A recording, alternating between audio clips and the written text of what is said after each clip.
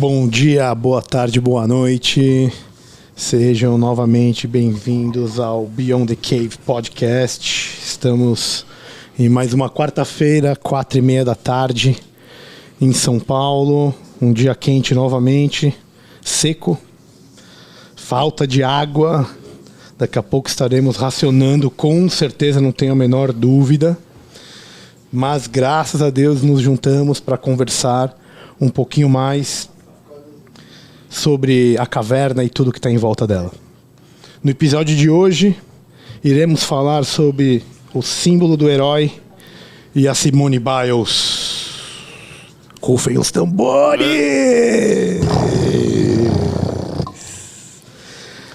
Como todos sabemos o que aconteceu recentemente nos Jogos Olímpicos, né? Tóquio 2020/2021. A Simone Biles, uma multicampeã atleta, vou falar um pouquinho da história dela depois, mas vamos aos fatos que realmente interessam. Na competição por equipes da ginástica artística, todo mundo sabe que ginástica artística é um dos esportes mais vistos na televisão na época das Olimpíadas, né? Cara, é muito louco, né, meu? Eu acho muito da hora, cara. O nível, né, de preparo, a especificidade, né, uma coisa linda, bonito, todo mundo quer ver. É harmônico, né, cara? É um negócio muito louco. E entra no nível do bizarro, porque se você vê futebol, ou vôlei, ou basquete, todo mundo joga futebol, todo mundo joga vôlei, todo mundo basquete. Pode jogar não tão bem.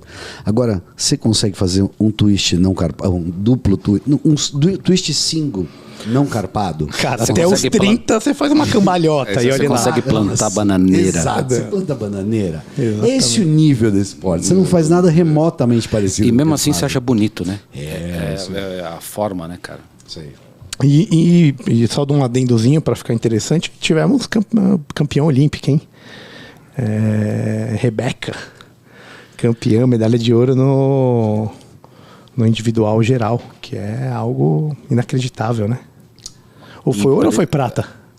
Foi ouro, né? Foi ouro. E na outra Olimpíada a gente teve aquele cara de São Caetano muito bom, fantástico. O Arthur Zanetti, nas argolas. Jesus, velho. Sim. Parecia que ele estava pregado. Na verdade, ele foi campeão olímpico em 2012. Isso. Em 2016, no Rio, ele foi prata, né? Isso. Ele perdeu pro grego. O grego cravou a saída ali e levou. Cara, é uma boa pra falar disso, porque ele apostou tudo na saída, né? Não sei se vocês acompanharam a entrevista dele, depois sim, a gente conversa disso, mas ele tomou o risco. Tomou o risco. Cara, ele tomou o risco lá. Ou ele fazia uma saída diferente para levar o ouro. Inédita para levar o ouro, ou tudo ou nada. O cara. E aí ele acabou, infelizmente, caindo de cara no. Porra, do jogo, velho. Do jogo, faz parte. É all-in, velho. Tentou. O cara que joga, ele fala que é all-in. Mano. Ele realmente tentou, né? Aqui sim, o esforço, né, cara? Sêneca tem uma frase muito legal que ele fala o seguinte: se fosse o desejo mais importante de um navegador preservar seu barco a qualquer custo, ele nunca tiraria do cais. Perfeito. Não tomaria nenhum risco, Zero. né? É que nem carro zero. É que nem o carro zero também, até encontrar o primeiro manobrista. Eu diria que é o amigão da poupança. O cara deixa o dinheiro na poupança ali, não quer, vai achar que não, tá bom, poupança é bom. Fala dos talentos. Manja? O cara que enterra o talento. Exatamente. E deixa quieto. Isso, e volta o senhor, fica pé da vida. Manja, fala dos talentos? Não sei se eu tô tergiversando aqui. Hoje inverteu, né? Hoje você tá cristão, eu tô apolíneo. Boa. Hoje inverteu. A gente gosta das trocas. Bom, mas Exceto aos fatos de vez. Desculpa, cortei o senhor, por favor. Por favor. Ela desistiu, na verdade, antes de competir, né? Em cima da hora. Para competir por equipe, ginástica artística por equipe. Você tem 4 aparelhos, vão todas da equipe disputar os aparelhos, cada um no seu especificamente. Ela iria disputar, se não me engano, em 3 aparelhos dos 4. E em cima da hora, ela desistiu, alegando que não era mais divertido e que ela estava com problemas de saúde mental decorrente da pressão que ela estava sofrendo no momento. Tá? Vou dar um históricozinho aqui da Simone para a gente saber aonde que ela se encontrava na carreira dela, né? 24 anos, tá? Ela já tinha competido a Olimpíada no Rio, em 2016, onde ela conquistou 4 medalhas de ouro e 1 medalha de bronze. né? Foi uma das atletas mais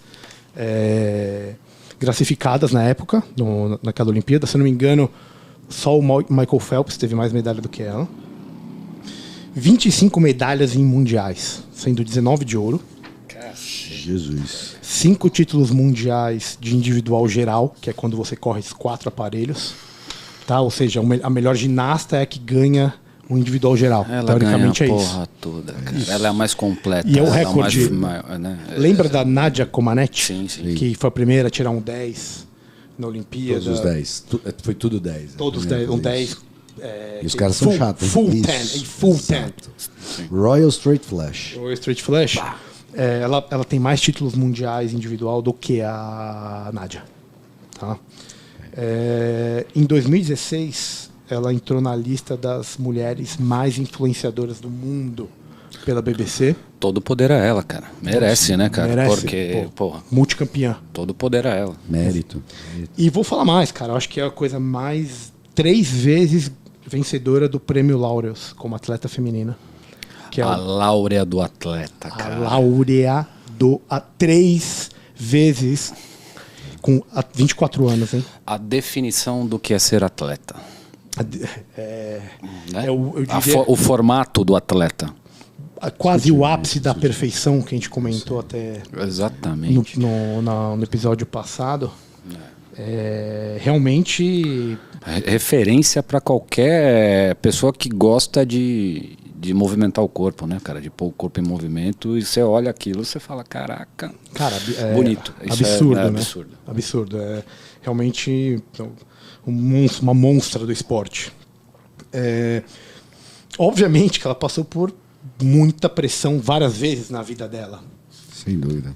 Você já viu o nível de cobrança? Normalmente, aqui nos Estados Unidos não precisam disso, mas no Brasil, pelo menos, normalmente, os treinadores são do leste europeu. Sim. Ucraniano, a gente tem uma leva de gente de primeira grandeza. Gente que treinou o Zanetti, gente que treinou a Daiane dos Santos. Pessoal, eles são num nível crítico, devem saber qual que é a sua dieta, que hora você vai dormir, se você está saindo com os amigos, você está treinando, é nesse nível. O cara toma conta da sua vida, é nesse nível de perfeição. Para chegar nisso, né? Enfim. Além da questão de pressão, que com certeza ela passou diversas vezes, que é uma coisa comum, a questão aqui não é ela desistir, é uma escolha dela, certo? Eu acho que você estava falando, sem querer te cortar, sem querer te interromper, mas acho que você estava contando aí no histórico dela.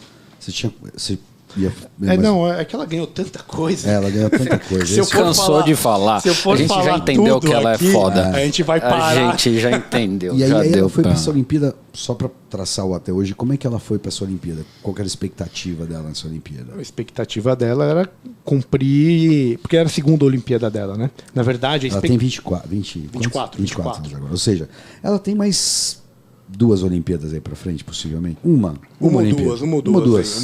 Mas essa, Talento, teoricamente, era do auge dela agora. Certo? Exato. O que esperavam dela, pela mídia americana, Exato. é que ela ganhasse, pelo menos igualasse o que conseguiu no Rio. Que foram 4 ouros e 1 bronze. Que o bronze, se não me engano, foi na trave de equilíbrio. Que, inclusive, a Flávia Saraiva, brasileira, acabou ficando em 4º lugar. E no final da competição, a própria Simone achou que a Flávia merecia o bronze. Olha que legal, né? E o resto foram 4 ouros, que foi o ouro por equipe, o ouro no individual geral, né? Esse foi o por equipe, foi esse que ela abandonou, e no final os Estados Unidos ficou com a prata agora, tá?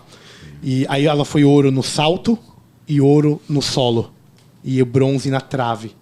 Ou seja, né?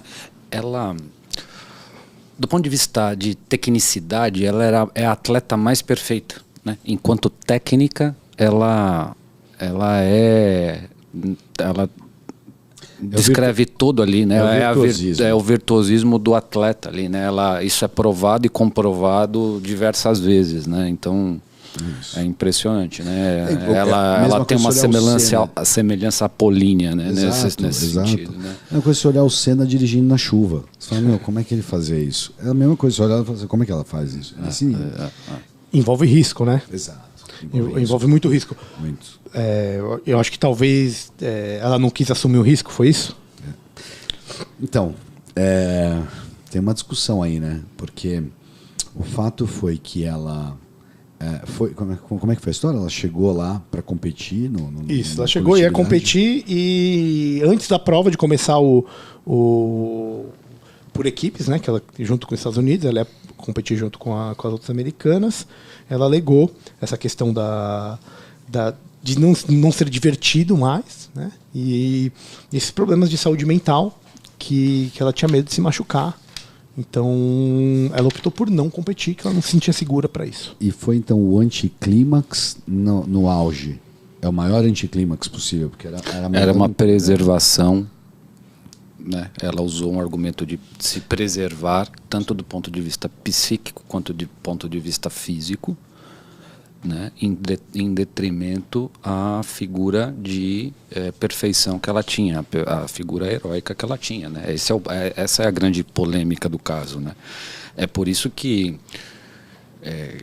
chama atenção para todo mundo, desperta tantos sentimentos assim, porque a gente não entende, a gente tem um misto de raiva e dó, né, quando a gente fala, né, do caso, né, assim, a figura, a forma como foi conduzido o caso, né, a espetacularização do episódio, tanto se você pensa do ponto da fragilidade psicológica quanto da insuficiência heróica dela, né? Eu acho que a frase que entraria nisso que você está falando é o seguinte: ela não...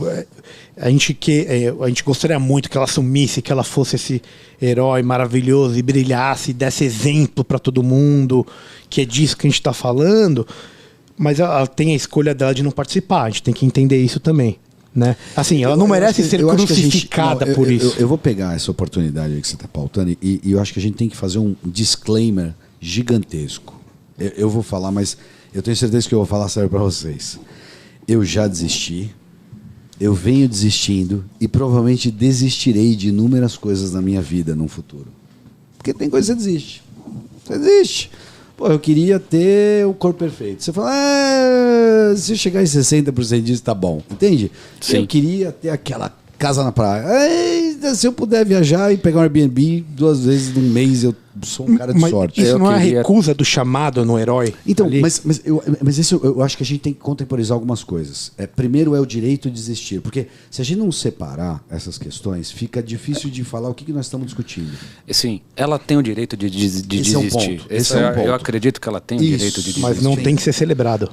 Não, é a forma como ela desistiu. O Caio pegou ele e ele já destrinchou na questão do que a mídia fez, do tratamento que a mídia fez. Ele chamou de, claramente e corretamente, espetacularização do problema.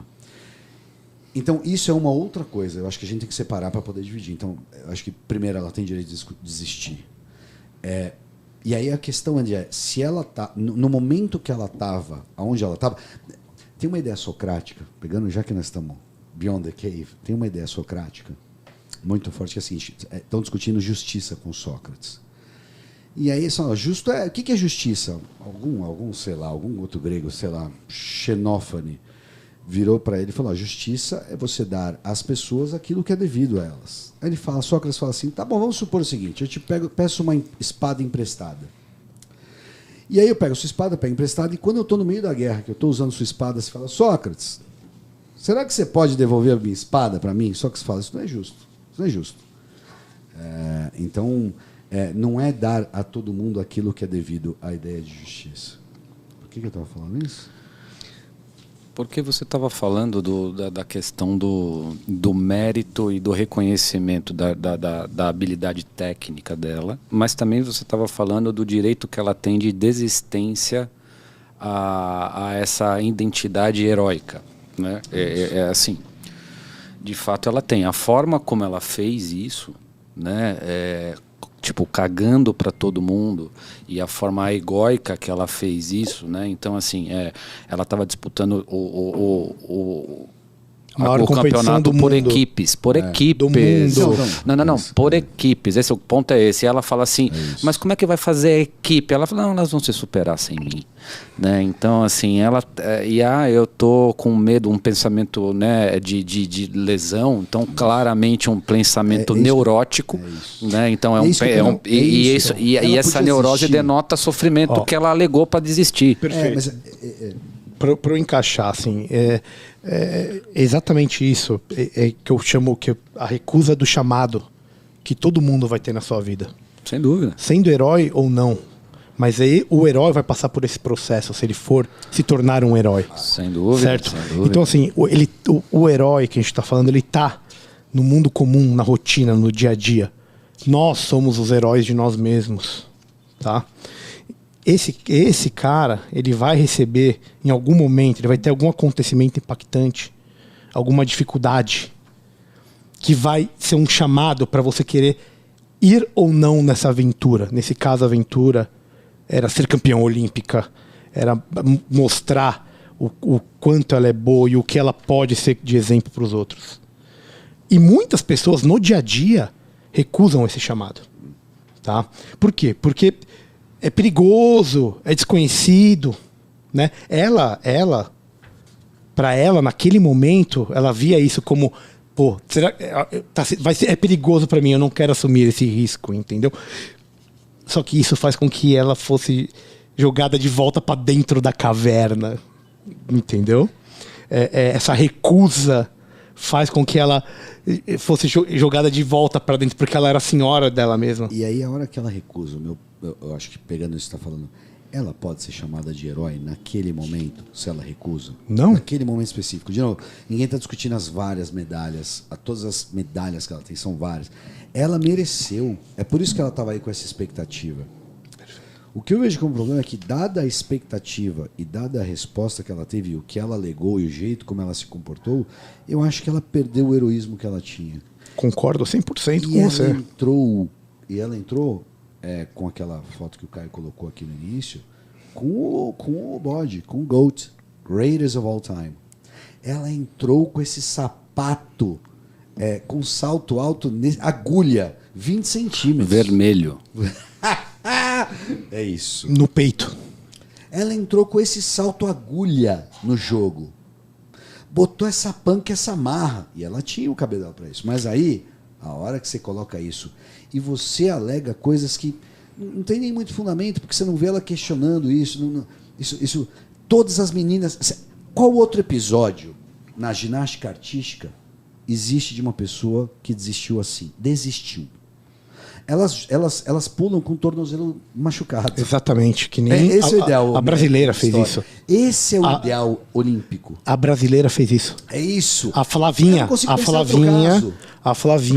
agora em Tóquio, ela se machucou na primeira passagem e ela foi disputar a trave com o tornozelo que é machucado, torcido. Chorando. E todo mundo viu que ela estava em dificuldade. E todo mundo aplaudiu a dificuldade. Volto a falar, é aquelas maratonas que o nego acaba quase engatinhando, avecezando, quase caindo, todo mundo bate palma de pé. Fala, uau, que superação. Pô, Diego Hipólito não caiu de bunda em 2016? Exato. E, acho que foi 2012 em Londres. Cara, só que é o seguinte, todo mundo aplaudiu ele no final.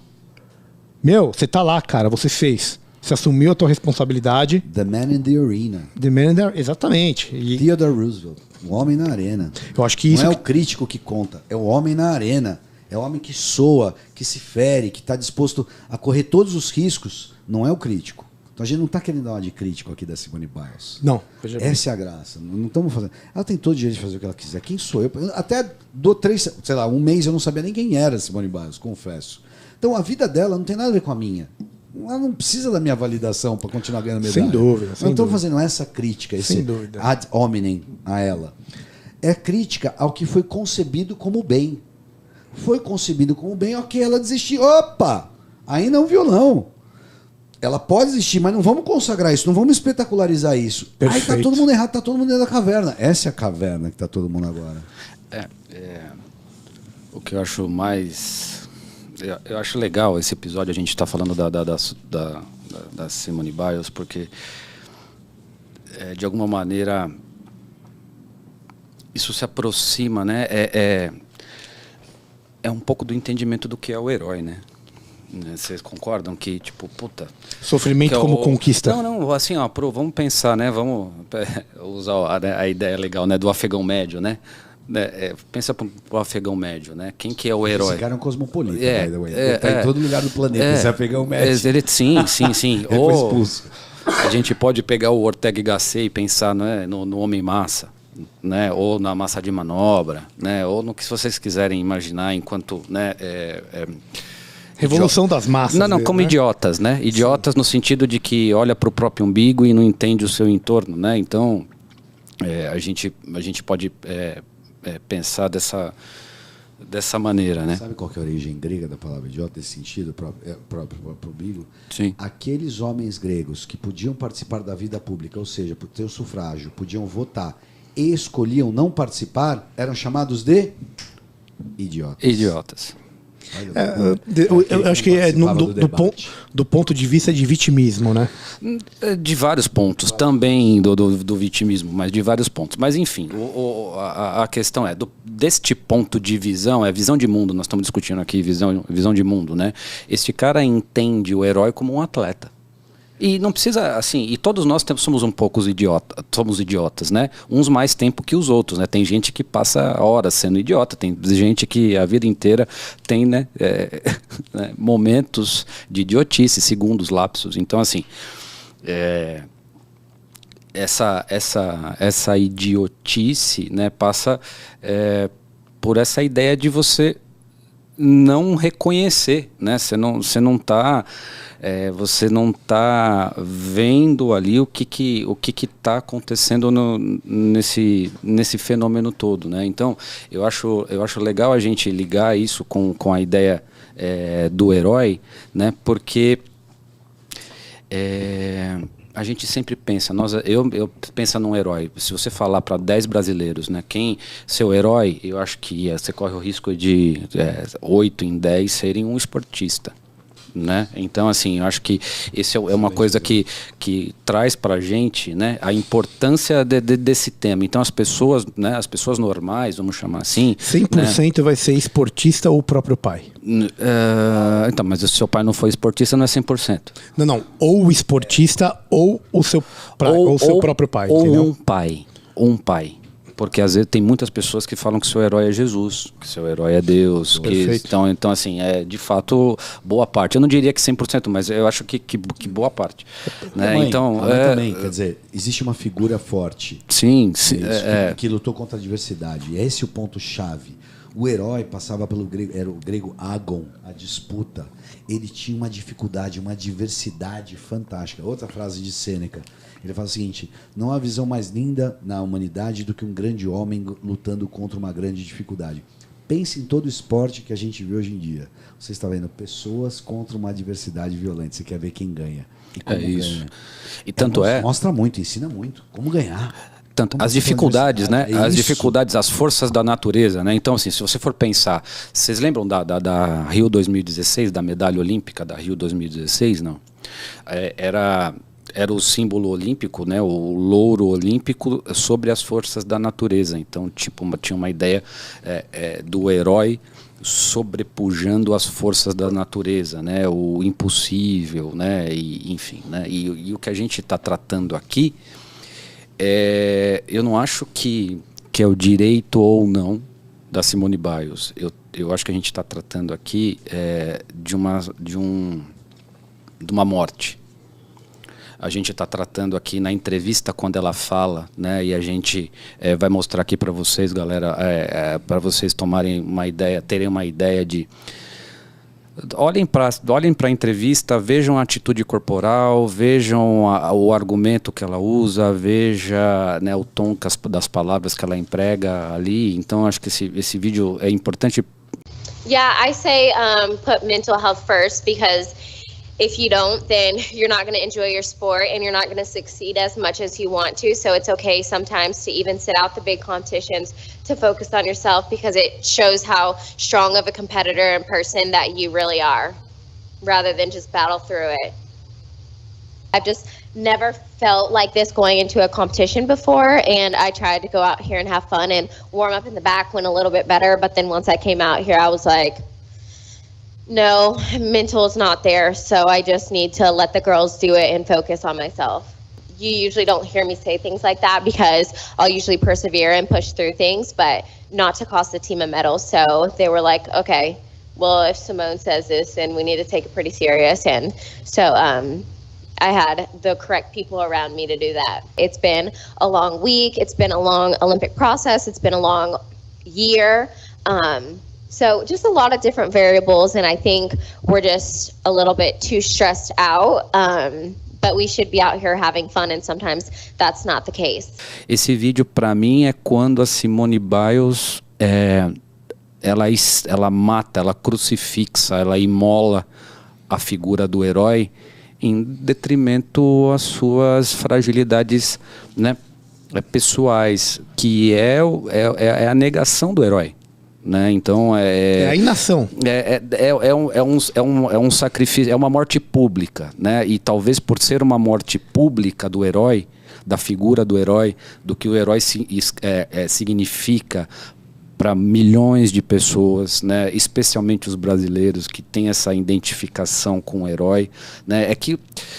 Isso nunca, talvez eu também não sou referência, mas assim, eu não vi a discussão isso em nenhum lugar sobre a Simone Biles, sobre o que ela fez ali, né? Naquela entrevista, e por que isso gerou tanta polêmica, né? Porque ela está matando a figura do herói, né?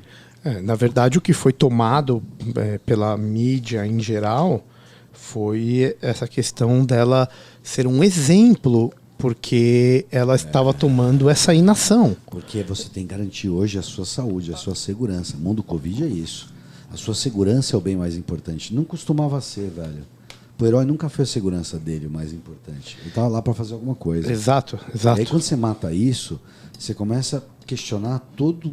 Existe uma construção ocidental aí, que é isso que o Chicaio estava falando, no sentido de destruição de valores ocidentais. E estão batendo em valores clássicos, porque a Olimpíada é o valor mais clássico da Agon, da disputa. Não tem valor mais clássico que esse. E que caralhos isso tem a ver com a gente? Cara, a primeira coisa que isso tem a ver com a gente é que isso é um mau exemplo. Essa é a primeira coisa latente. É engraçado que eu pensei dos nossos filhos. Perfeito, eu ia chegar exatamente. A gente com um filho pequeno, a gente sempre pensa no filho, né, cara? E eu sempre pensei assim, como que eu vou apresentar o Ayrton Senna pro meu filho? Eu vou apresentar. Eu vou falar pro meu filho, esse era o cara. Olha o jeito que ele olha, olha o jeito que ele faz, entendeu? E por ser um amante do esporte... Tem aquela coisa assim, né, cara, assim, tipo... Isso é um ponto importante do que você está falando, que é assim, eu só te interrompi porque isso é muito importante, talvez as pessoas não percebam isso. É que nem assim, nós não estamos falando sobre uma técnica de como ser herói. É que nem você falar assim, porra, Camarão, me ensina a surfar. Aí você vai falar assim, cara, eu não sei te ensinar a surfar, cara, imagina, não sei o que falar, mas assim, vamos pra praia comigo, você vai ver como eu vou fazer, você sabe na prancha, a gente vem pra cá, o que ele tá fazendo, né? O que o Camarão tá fazendo? Ele tem um jeito dele não verbal, né? Ele não tem ali uma coisa estruturada, mas ele consegue te ensinar. E o que né, é o ensinar aí? É transmitir o que é bom. No caso, aprender a surfar. É ensinar pelo exemplo. É ensinar pelo exemplo. Muito e as grandes coisas, música, cirurgia, esporte, técnicas, elas são bem ensinadas pelo exemplo. As grandes e as pequenas. Quer ver que eu te falar, por exemplo, olha só. Pega um ser humano, pega uma criança, né? A gente estava falando dos nossos filhos, joga ele no meio da selva. Ele não vai andar. Porque andar, que é uma coisa básica, todo mundo pensa, né? Andar é uma coisa simples, né? Sim, mas andar, ele depende da imitação. Você vê as pessoas andarem, você imita as pessoas andarem para você andar. Então, assim, se você tem aquela história de crianças... Um potrinho nasce andando, né? Exato. Essa é a fragilidade humana. E essa é a beleza de você superar a natureza, que é a questão lá da medalha do Rio de 2016, de você colocar ordem no caos de forças da sua natureza. É a humanidade que tem no herói. É isso. Sabe, o herói é quanto mais humano e personalizado ele é. Linha tênue, né? Exato. E é muito louco. Eu estava falando que a palavra grega para disputa, essa disputa que o esporte encarna de uma forma ímpar, essa disputa, o nome é agon. O que vocês estavam falando, o nome grego para isso é protagonismo. Perfeito. É a ideia do herói. O herói é o protagonista da história. Ele clama por protagonismo. Ele pode ter vários antagonistas, sim, mas ele clama por protagonismo. Se coloca no seu treino de basquete, de futebol, o quanto você fala assim, meu, eu preciso de um lugarzinho de titular ali, cara. Eu não quero ser o camisa 10 do time, cara, mas eu preciso, eu vou me matar aqui porque eu preciso ser titular, cara. Eu quero começar jogando, meu. É do dia a dia o negócio, entendeu? Aí você sabe. Isso é você ser herói. Então, você reconhecer aquilo. Então, só que aí esse é o seu primeiro pensamento. É o segundo pensamento, você fala, cara, eu não consigo chutar de 3 na zona morta. Não adianta. Eu sei que eu não consigo. Se eu tiver ali a bola caindo na minha mão, minha perna treme. Fudeu. Como é que eu vou estar no time se eu me cago pra chutar da zona morta? O herói, ele não é construído sozinho. Tá? Nesse ciclo de construção do herói, você sempre vai ter ali alguém, um mentor, uma ajuda. Pense em qualquer filme que mostra herói. Vocês que são os gênios da filosofia aqui, Hércules, como foi, né? Você sempre tem alguém que vai fazer esse papel para fazer você encontrar novas habilidades. Não precisa ser uma pessoa, às vezes é um livro, às vezes é, né? O que está corretíssimo o que você falou. O que eles se colocam nessa construção do herói é que ele tem que fazer trabalhos, ele tem tarefas, ele tem que fazer alguma coisa. Então, nesse caso do Caio é chutar de 3. Sim. Nessas tarefas ele vai lidar com pessoas, ele vai ganhar amuletos, ele vai ganhar habilidades, ele vai ganhar proteções, ele vai ganhar virtudes que ele nem imaginava que ele conseguia para poder realizar aquela tarefa se ele for de fato um herói. O Caio falou uma coisa tão verdadeira que eu vou pegar o gancho que ele deixou aqui e eu vou citar só um episódio num episódio na grande história de um herói grego chamado Teseu. Quando Teseu vai matar a Medusa, então ele já sabia que o esquema é a Medusa, se olhar nos olhos dela, você petrifica. E ela era uma górgona, ela era horrível, era personificação do medo. E aí essa história de Teseu, a história de que ele ganhou de Atena, a deusa da sabedoria, um estudo para refletir sobre o medo, sobre Phobos, sobre a górgona. Ele consegue matar ela assim. Isso, cara, Teseu era o cara, né? Eu acho que assim... Eu não entendo nada disso, cara, mas não estudo e não, o pouco que eu vejo é que ele herda uma tradição da virtude heróica do Hércules, né? Então, as virtudes heróicas do Hércules, elas são, de alguma maneira, também vistas em Teseu, né? E o cara era o herói, o cara fazia tudo, mano. Ele era pegador, imagina, devia ser o cara, né? Imagina, né? Só um detalhe, já que você está falando disso, mas acho que o último trabalho de Hércules, ele encontra o Teseu e o liberta. Aí, tá vendo? Que era o trabalho que ele tinha que ir ao mundo dos mortos e trazer Cérbero, que era o cachorro de 3 cabeças. Isso, aí ele joga lá, ele tem uma ajuda e joga uma carne lá, o cachorro morre e ele volta do mundo dos mortos. Né? Então, assim, voltar do mundo dos mortos é o que sobra pro nosso herói que a Simone Biles matou. Olha o nível que o cara tem que fazer para ser considerado herói nesse mundo grego. O cara tem que ressuscitar. Ele tem que voltar, ele foi espiado publicamente ali, né, cara? Não dá para desistir no começo, né, cara? Né? E aí, bom, cara, só pra contar, vocês estavam falando de Teseu e eu, cara, gosto da figura e eu acho que é sensacional.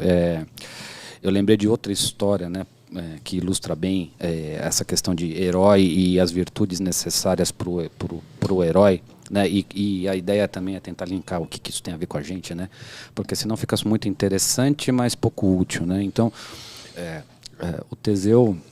Uma das passagens mais importantes dele se dá na ilha de Creta, né? Então ele era um herói, um grego em ascensão. Até então Creta era uma cidade império, né? Fudida, rica, próspera, boa pra caralho, aquela coisa toda, tudo que você queria ali, né? Então a nobreza de Creta era uma das melhores vidas que se podia querer na época. E né, essa nobreza minoica. Exatamente. No palácio de Knossos, que é o grande Tchanos, cara. Cujo rei era? Minos. Então, assim, cara, o rei Minos, ele era, antes de mais nada, filho de Zeus, né? Então, ele tinha toda a nobreza, toda a legitimidade de tornar Creta aquela potência que ela era, né? E num período de expansão, né, de Creta, né, e a expansão comercial, Creta era muito conhecida por uma de comércio e desenvolveu muito comércio. Era o meio do caminho entre a civilização babilônica e os gregos. É exatamente o meio do caminho entre eles, no Egeu.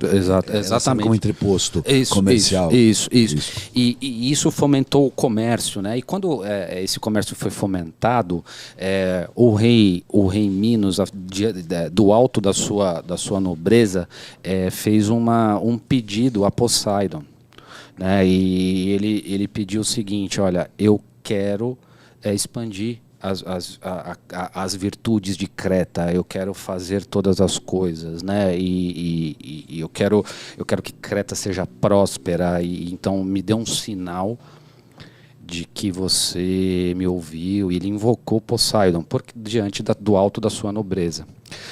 Pois bem, Poseidon respondeu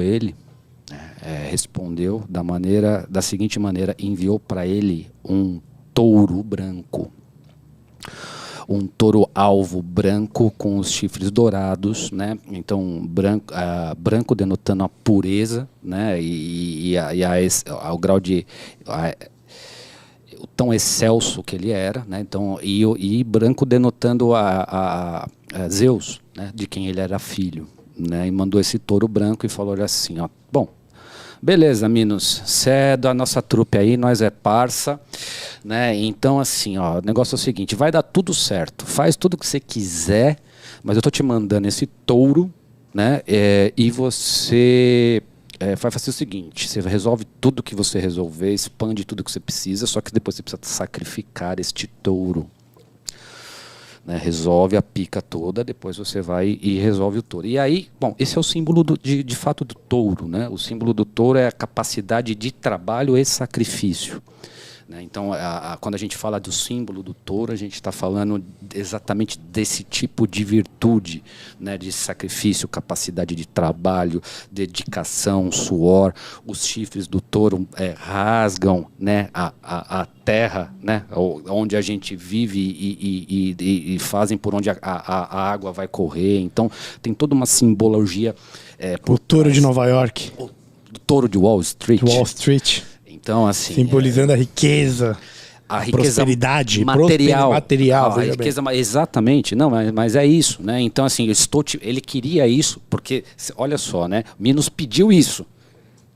Então, ok, Poseidon falou para ele, ó, tá aqui com a sua marca, ele é branco, né? Então, olha só, você mata.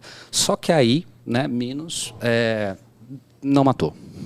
Não matou e fez pior. Ele usou aquilo como instrumento de opressão aos outros povos e ferramenta. E o que ele fez? Guardou esse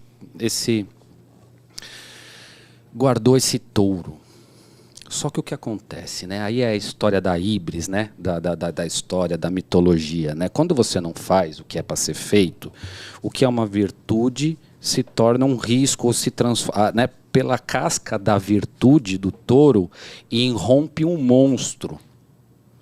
Então aquele touro gera um monstro, ele é gerado uma coisa bizarra porque você não atendeu a uma lei necessária da natureza, um arquétipo da natureza, junguianamente falando. Incontrolável, né? É uma híbris, é um negócio que você, né, você traz e que você não consegue prever. Como é que isso é contado na história, né? Então, a rainha, mulher de Minos, né, Europa, era o nome da rainha, né, a Europa, ela se apaixona pelo touro. ela se apaixona pela essa virtude, né? Né? E por isso que ele é um dos motivos pelos quais ele precisava ser sacrificado, né? Então, assim, aí começa a gerar as consequências, né? Começa a merda a acontecer, né? A fragilidade do sistema começa a se demonstrar, né? A tragédia, né? A tragédia começa a se esclarecer. Bom, pois bem, ela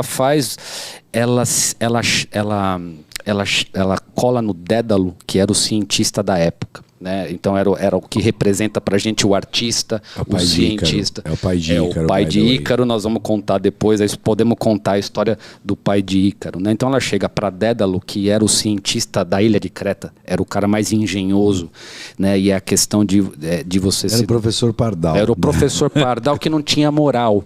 A moral dele era uma moral técnica e não uma moral ética. Diferente do José Henrique Bussetti. Esse rei, por favor, devido às homenagens. Uma libação. No céu, já que estão falando uma libação. Uma libação. Um brinde dos inúteis. Um brinde dos inúteis. Ao professor Taubaté. Eternamente em nossos corações. Eternamente em nossos corações. Eternamente. Pois bem, né? Então, Minos não tinha ouvido o arcano de Poseidon, né? O arcano Poseidon mostrou para ele não tinha obedecido aquilo, não matou o touro. A mulher dele se apaixonou, ela chegou pro Dédalo e falou assim: me faz uma vaca de madeira que eu quero ter um filho do touro.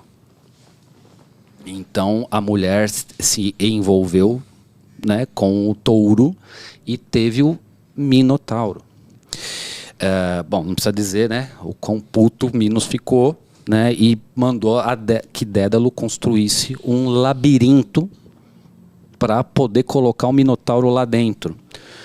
E esse Minotauro ficou lá e ele fez mais. Na sua ira, ele falou assim: então todos os meus povos escravos, inclusive os gregos, devem mandar 7 homens e 7 mulheres para serem sacrificados anualmente, virgens, pelo touro de Minos. Porque o touro é canibal.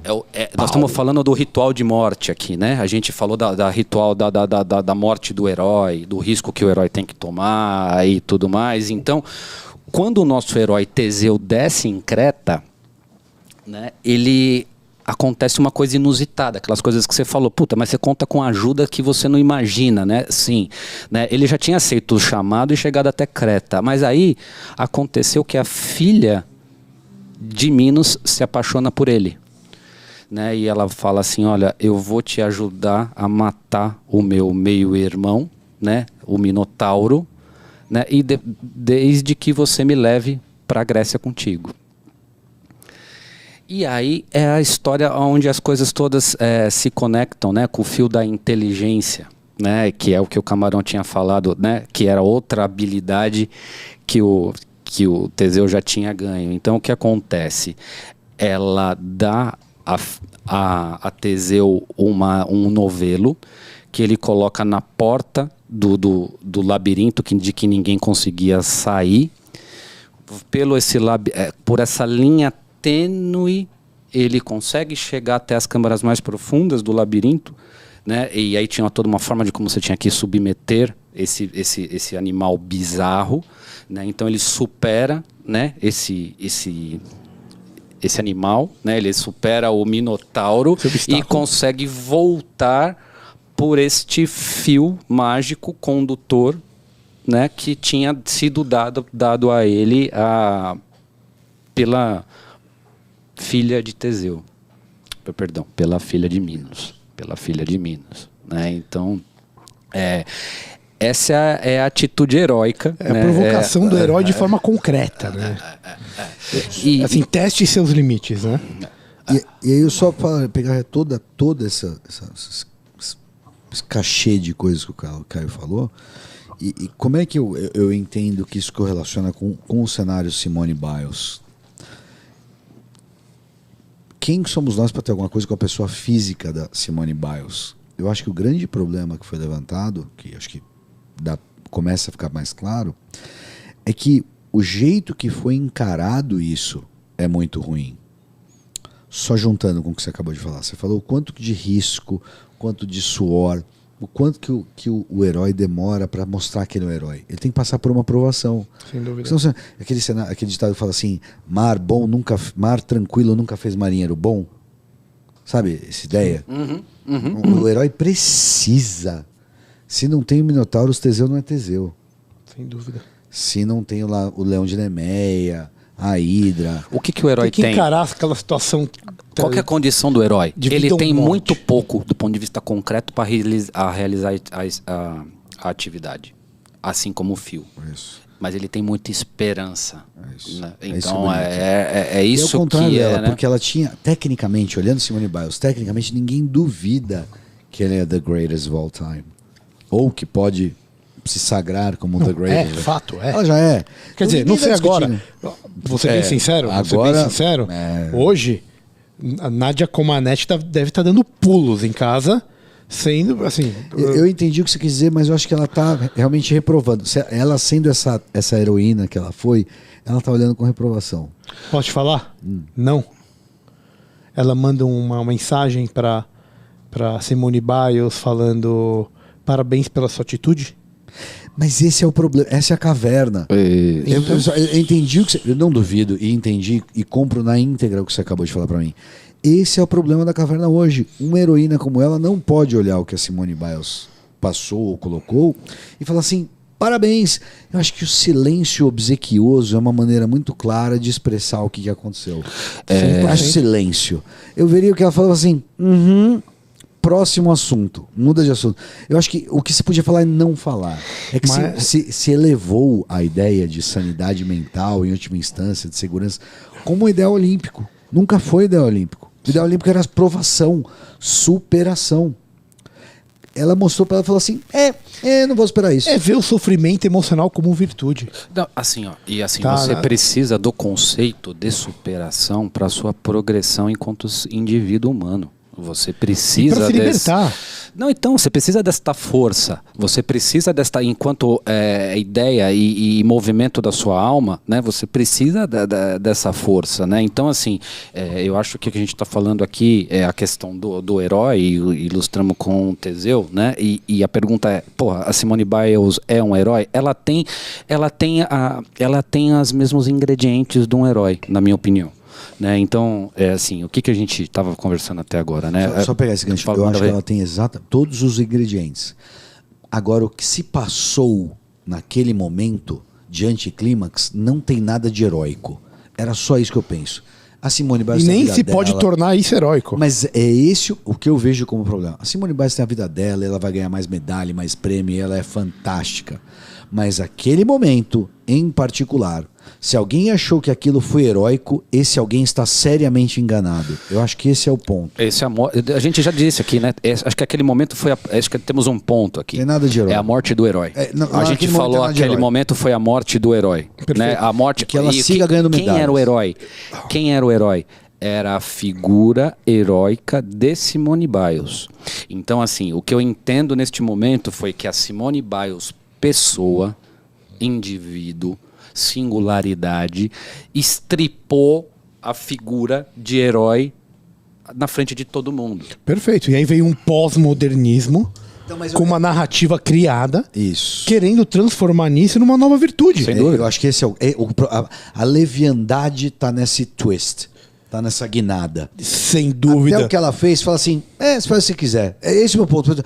Quem é você para criticar Simone Biles? Fala assim, não, ela faz o que ela quiser. O que eu tô criticando? O que transformaram isso num negócio ok. E posso falar, isso aí pode acabar com o sonho de muitas crianças que estão lá e vão sofrer pressão. Isso.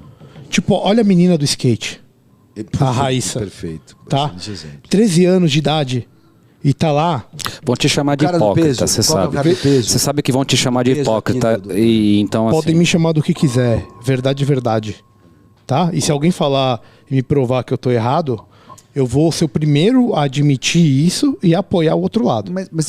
Pode me falar o que quiser. Agora, isso vai ser usado, pode ter certeza disso, para inibir crianças, adolescentes, 14, 15 anos, que têm uma qualidade especial e um certo dom para fazer alguma coisa, em nome da teoria da pressão que eles vão sofrer, que será maléfico no longo prazo, do que você tá lá e competir por uma coisa que é muito maior. Deixa entendeu? eu trazer para uma realidade. Às vezes parece que eu quero fazer um link com o que a gente estava falando, mas manda aí.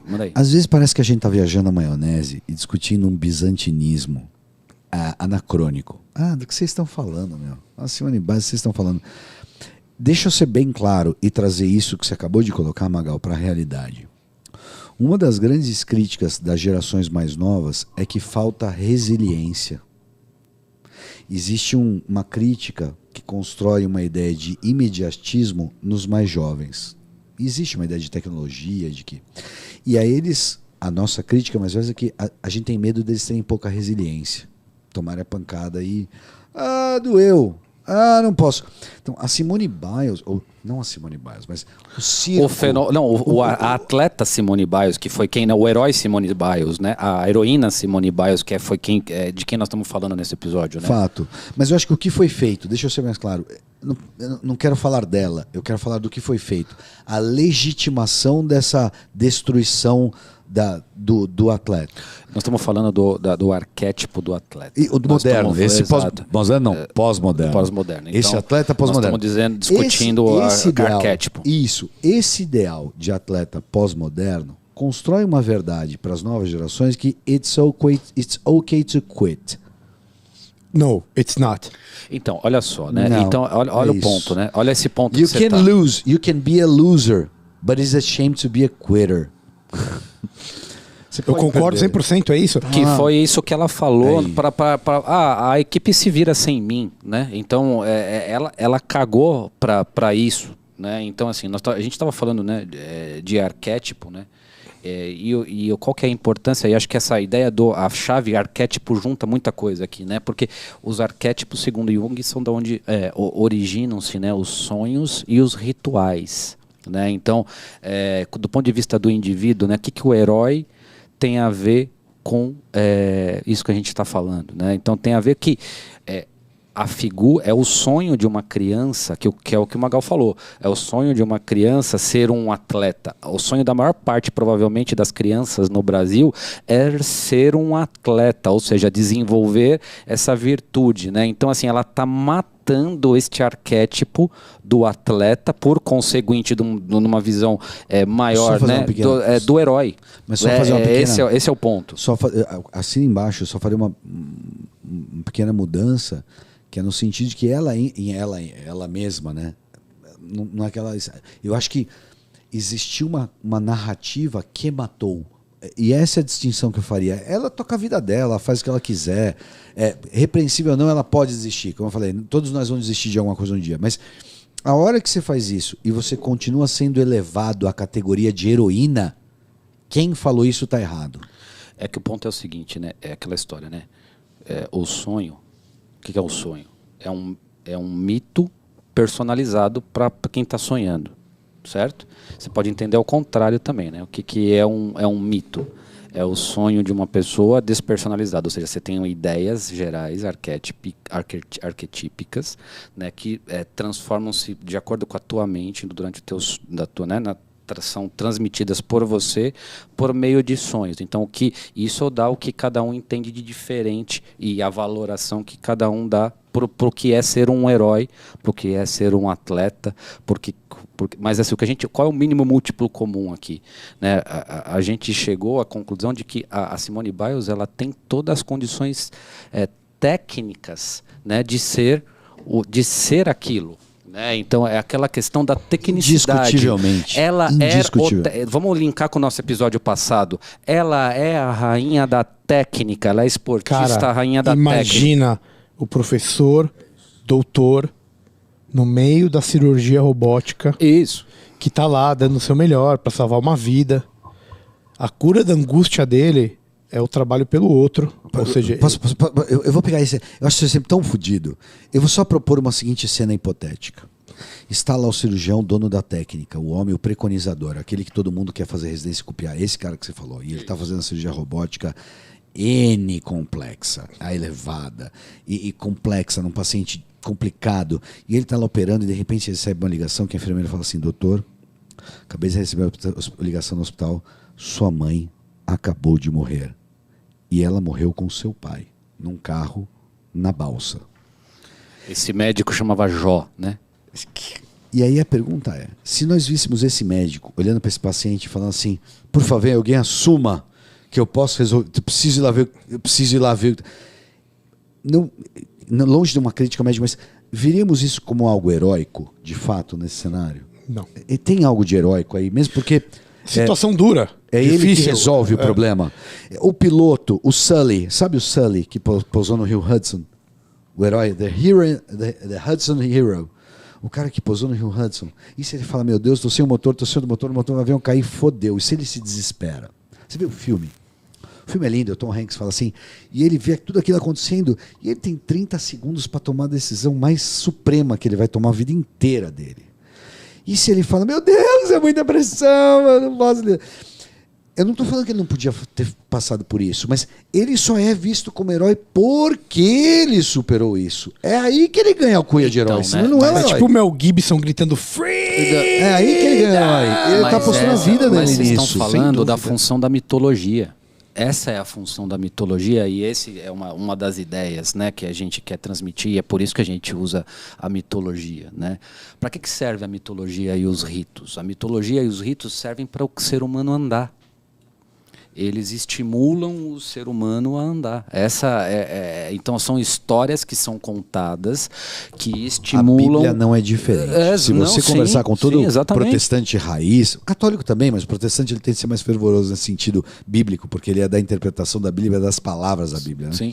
Ele vai ter fervor em te contar as histórias. E andar em que direção? Né? Andar em direção à vida adulta. Né, a essa vida boa, a essa vida feliz, né? Então assim, você sai de um estado de criança onde você não tem a autonomia, né, das suas vontades, né? Você sai da sua situação de servidão, né, e você caminha para uma vida adulta. Olha que interessante, a Simone Biles, ela tinha todas as características para sair... Uma libertação psicológica, né? De você deixar para os outros, você assumir responsabilidade. Putz, e se todo mundo passa na vida, cara? Perfeito, Caio.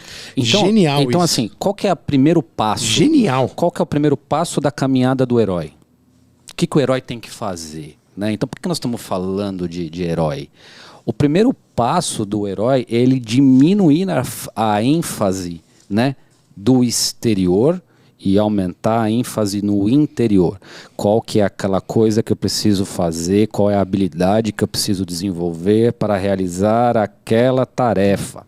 Né? Então é você sair do seu macrocosmos e você entrar no microcosmo. Quando você sai do macrocosmo do mito e entra no microcosmo da tua atuação individual prática. Aí você se torna o candidato a herói. Esse é o chamado.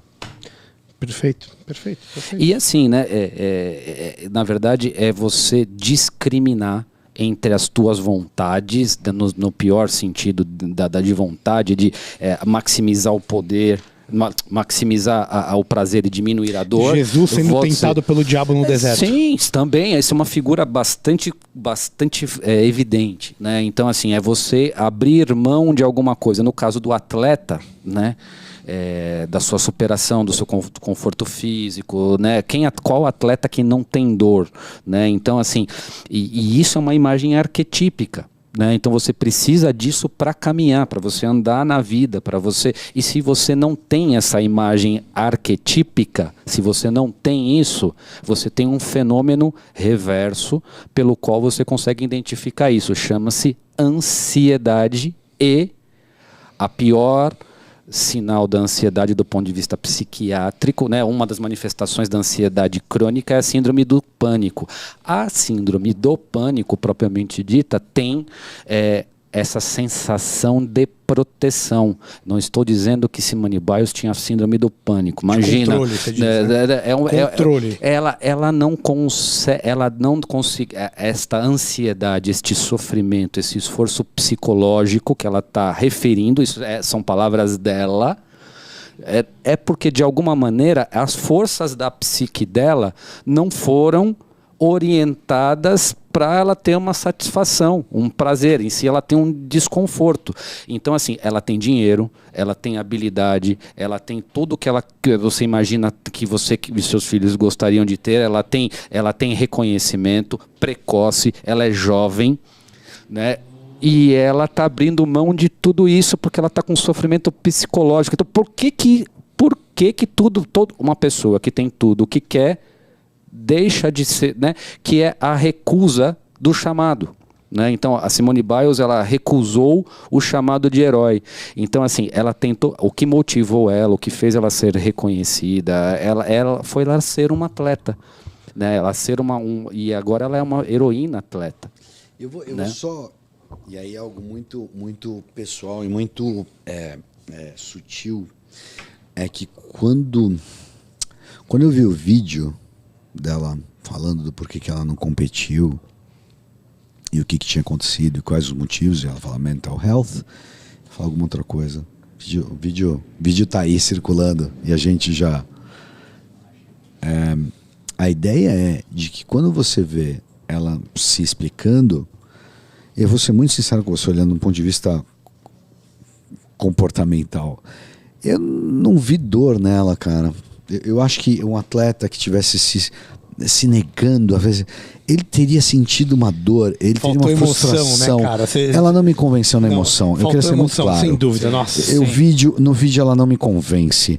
E aí é uma análise minha. Não. Eu concordo. Eu tô não me convenceu. Me convenceu. Eu tô comprado. Eu vou te explicar por que eu tô comprado, cara.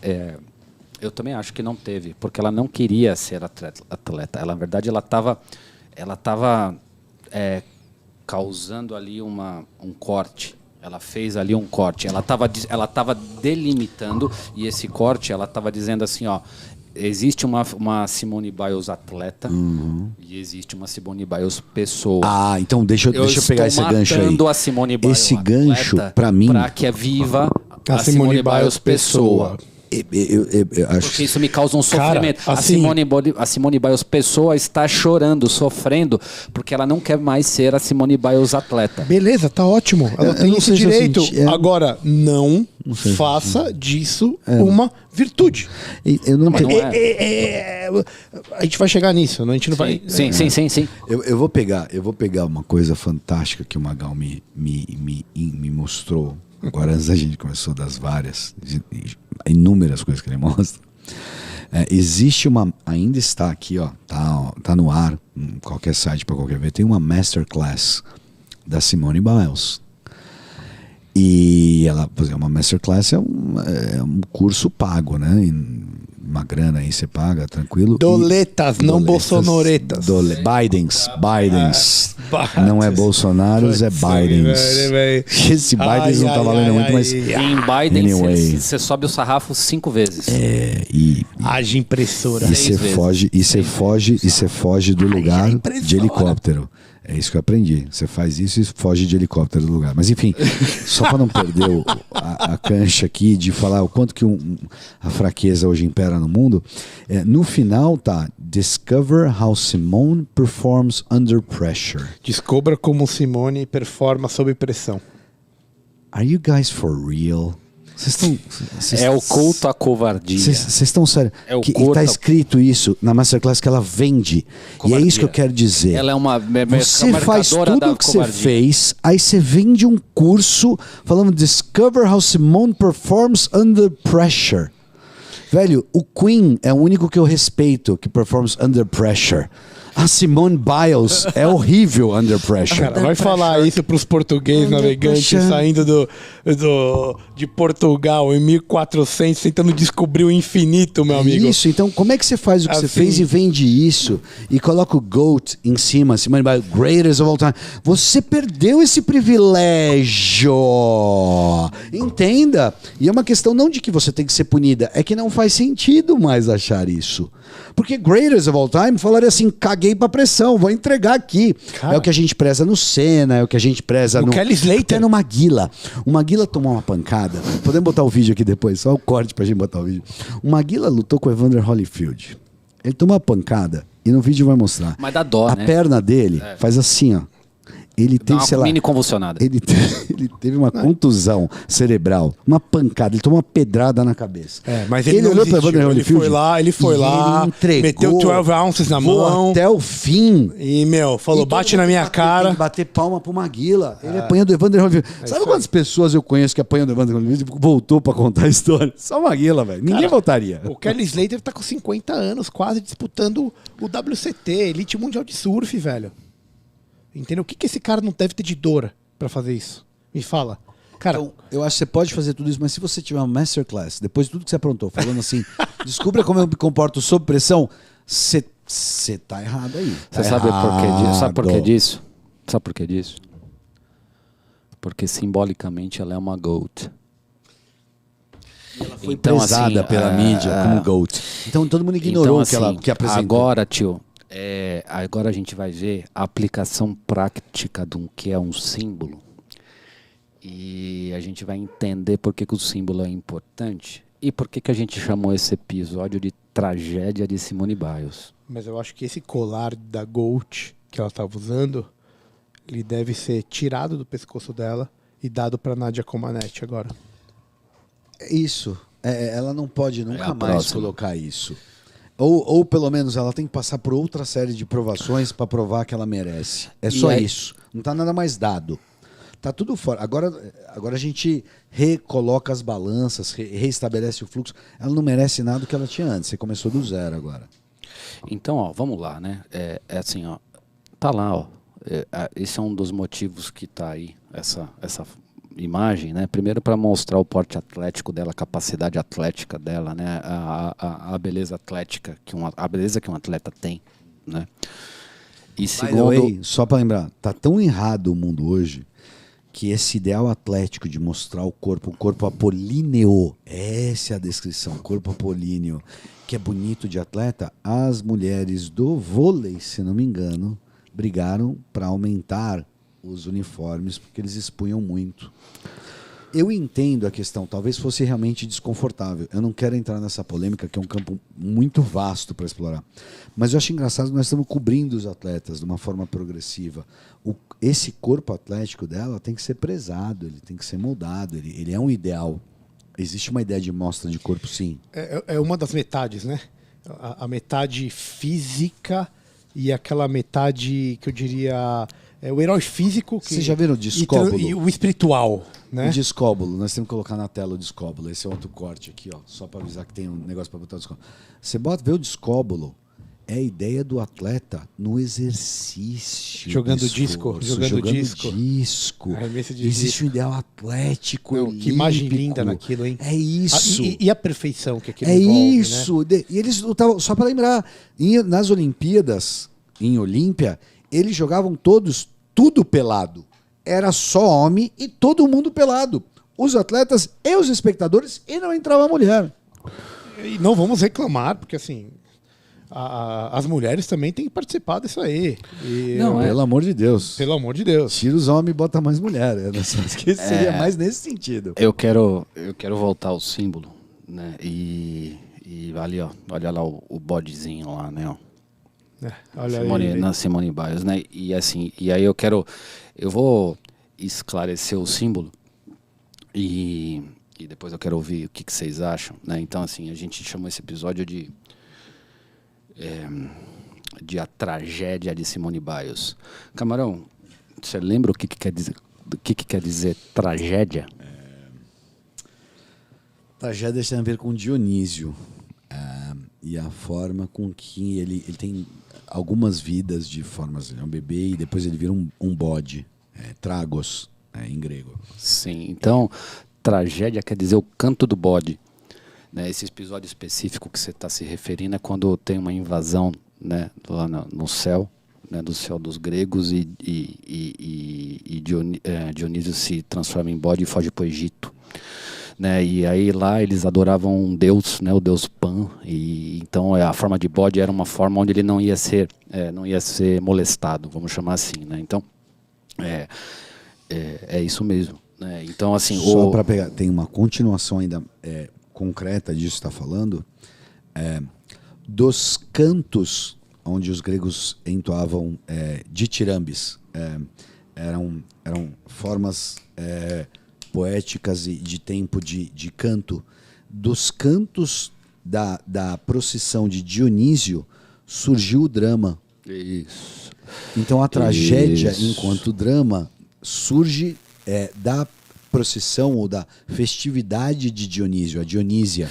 Exato. E aí, olha só, olha que legal, né? O bode é um animal dionisíaco, no sentido de que o bode, ele representa, ele é o animal escolhido por Dionísio para os seres humanos expiarem, né? Ou seja, é o animal do sacrifício. O bode expiatório. Isso nós vamos chegar lá, mas assim... Mas isso é judeu. O conceito de bode, primeiro vamos limpar, né? Acho que a primeira atividade aqui é limpar. Quando a gente pensa em bode, a gente pensa muito traz muito imediatamente uma conotação negativa. E eu queria começar pela conotação positiva da ideia de bode. Bode é um tipo de carneiro, né? Então ele é um tipo de carneiro, enquanto ideia. Lembra que no outro episódio a gente falou da cadeira, né? Então nós estamos falando de carneiro, né? Agnus, exato. Outra simbologia bizarra. O carneiro, ele é o símbolo de força vital, né? Ele é o símbolo, quando você oferece carneiro, pujança dos genes. Então a Simone Biles é um carneiro. Sabe o que é Agnus Dei? Jesus Cristo é o Cordeiro de Deus. Em latim é Agnus Dei. É o que expia as culpas, né? Então assim, tem uma por isso que é uma morte, tem uma questão ritualística, né? Então o bode, você está matando o herói, e é por isso que isso despertou tanto desejo, porque o bode é um animal ritualístico, né? Então assim, ele existe, e primeiro ele é um animal trágico, né? E o que é a tragédia? O bode, já que você nasceu bode, você sabe que você vai se fuder, mano. Né? Então, assim, o bode, ele é um animal trágico. Ele é um animal. Por quê? Porque ele está relacionado ao sacrifício. Né? Então, o cara vai morrer. E por quando você sabe que. O Cordeiro de Deus é porque Jesus foi colocado para ser crucificado. Ele sabia disso. Era essa a ideia. Por e isso qual que é o Cordeiro efeito de disso? Qual é o efeito disso? Tensão psíquica. Então, assim, tensão. Aguentou, o né? nosso bode, a nossa bode aqui alegou tensão psíquica. Né? Então, assim, isso demonstra, né, que olha do a simbologia ponto bizarra simbólico, que o Caio levantou. Né? Então, ele assim, fez o círculo, ele mostrou de onde ela partiu e de onde ela chegou na história. E a tragédia é o canto do bode. E ela cantou isso na entrevista dela. Né? Então, assim, ela cantou ao bode, ela fez, como o Camarão bem disse, ela fez ali um sacrifício a Dionísio. Jesus fez por misericórdia, né? Sim. Jesus fez porque o Pai mandou, por obediência. Antes de mais nada, ele fez por obediência, mas também por misericórdia. Eles não sabem o que fazem. Ele sabia, mas ensinou a misericórdia. Colocou ela na vida do sim. Mas a ideia do herói é a ideia de exemplo. Nós estamos discutindo exemplo. Sim. E só pegando outro ponto que você está falando, só sendo radical nesse sentido, não estamos vendo bons exemplos para os nossos filhos. Essa é a crítica. Segura aí, isso aí que nós vamos juntar tudo. É isso mesmo. E segura você também aí, cara. Calma, não vai, não para. Segura a ideia porque vai dar certo, entendeu? Então, olha só. Então, assim, a tragédia é o canto do bode, né? Então, assim, e o bode é um animal de Dionísio. Então, você está fazendo um culto a Dionísio. Quem é Dionísio? Dionísio é o deus das forças caóticas da natureza. As bacantes. Ele é o cara, vamos pensar do ponto de vista da Simone Biles, tá? Quem é? Para quem? Ela tá se sacrificando a um deus. Eu tô afirmando, Caio Fernandes, CRM 117010, afirmo que Simone Biles fez um sacrifício a Dionísio. Por quê? Porque Dionísio é deus da libertação. Então, é a libertação dos desejos da concupiscência, desses desejos, né, desses desejos que a gente tem de encher a cara, de gula, a avareza, a cobiça, inveja, são esses desejos, na verdade são os desejos da carne, são os desejos da carne, né? Então ele também é o senhor da fecundidade, o carneiro que ela representa é um símbolo de libido e fecundidade. Certo? Ele então, se assim, renova. Ele se renova. Ele se renova.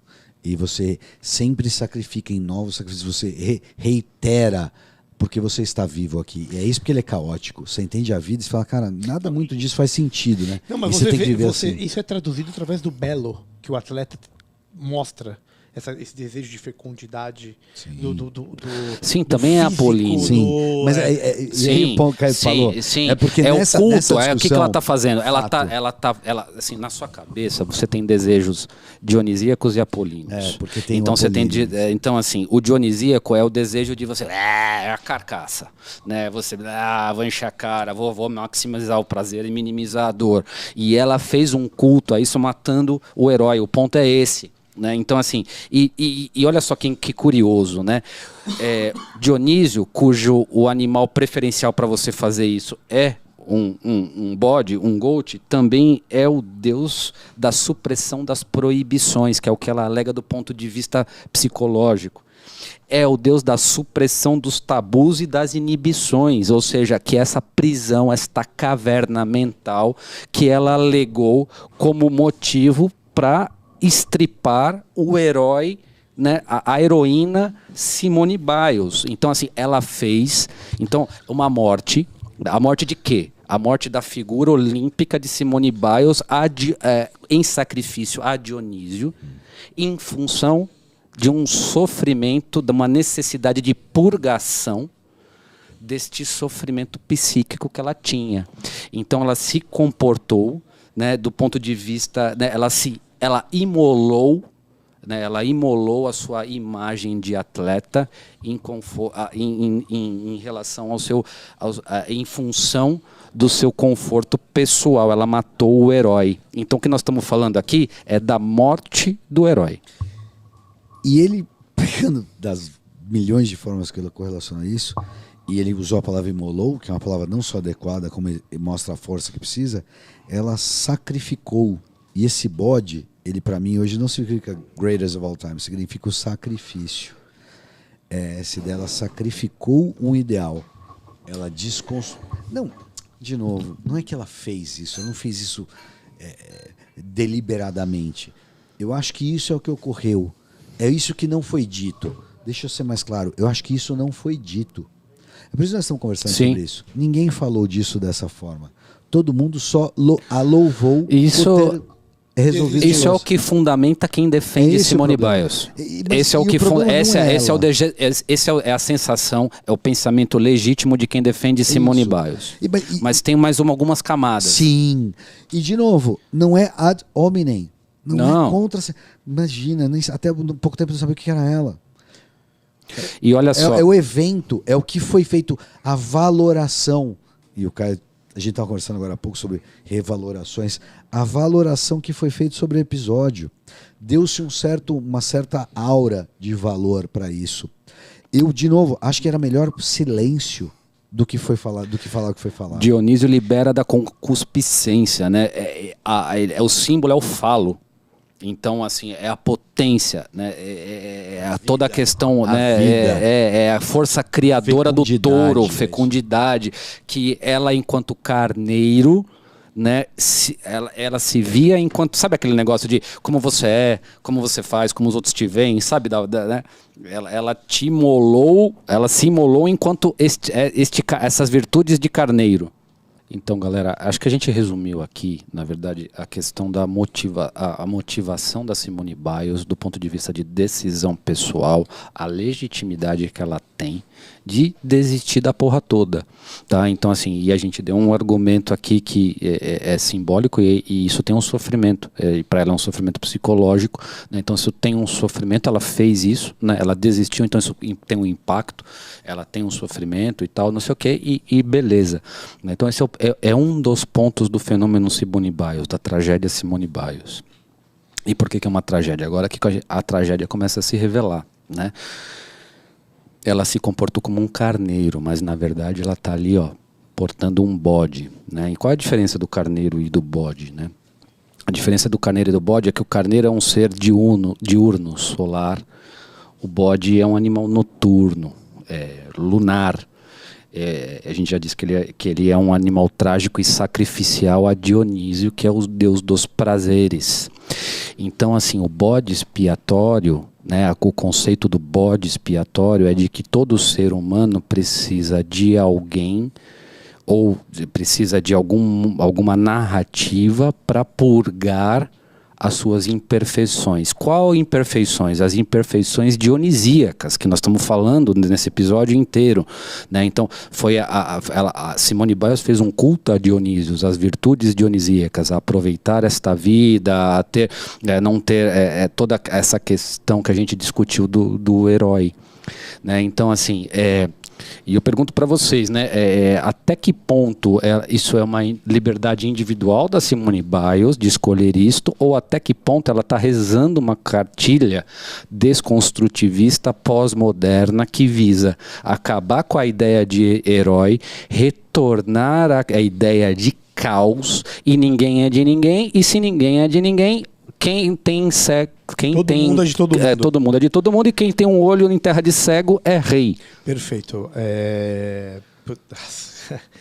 Eu não tenho a menor dúvida. Eu acho que talvez ela tenha feito isso, não digo sabendo que ela estaria fazendo isso, mas esse tipo de atitude ele é usado, principalmente pela mídia, obviamente, com esse viés pós-moderno, marxista cultural, que faz questão de destruir esse tipo de símbolo, que é o que a gente está falando hoje, que é o símbolo do herói, mas destrói também o símbolo da família. Eu acho que você está tão correto na sua observação que a arma que o pós-modernismo usa para destruir tudo, ou melhor, o termo que eles usam, desconstruir tudo que você acabou de falar, chama-se relativismo moral, que quer dizer o seguinte: quem sou eu para criticar ela? E essa é a alcunha da imprensa, quando fala assim: quem é você para criticar Simone Biles? Que você não planta uma bananeira? Isso. Ai, eles olham do ponto de vista técnico. Então, técnico. Quem é você? Não critica o Bolsonaro. E eu não Jesus, pisei numa granada agora. Nossa senhora, não. Segura.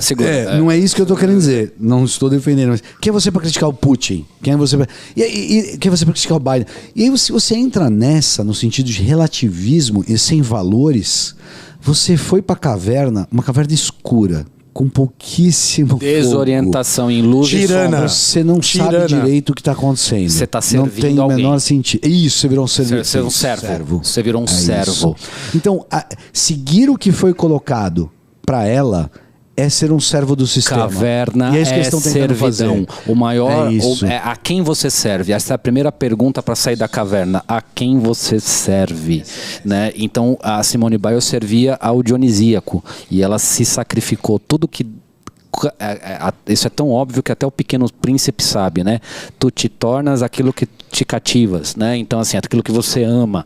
Então, ela amou em algum momento da vida dela ser uma herói virtuosíssima, e ela conseguiu isso, e ela está abandonando por um desejo dionisíaco. Né? Então ela está se sacrificando, tudo que ela construiu, toda a imagem que ela construiu, que é aquela que a gente falou no primeiro episódio de como é que você vai contar a sua vida.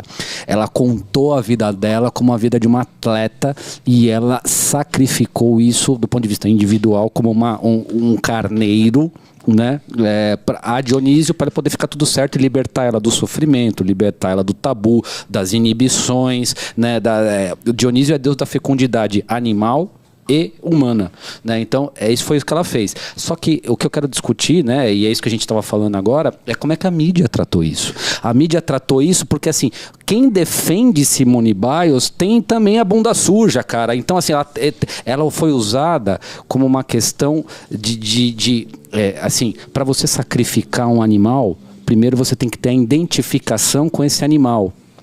Né? Então, assim, simbolicamente falando, né? Então, assim, as pessoas afetam, né, alguma simpatia pela Simone Biles, não pelo que a gente cavucou aqui e chegou à conclusão, elas afetam porque elas querem purgar os seus pecados dionisíacos, né? Então, qual que são os seus pecados? A concupiscência, né? E a gente vive na geração do Instagram, a gente vive na geração que os pecados capitais viraram a virtudes, né? Então, assim, as pessoas querem... Ser bonito é mais importante do que ser bonito. O Caio falou os pecados capitais e ele relaciona com a internet. E aí você tem o Tinder, que é a luxúria, você tem o iFood, que é a Google. Sensacional. Você vai começando a correlacionar e você vê que tá tudo representado.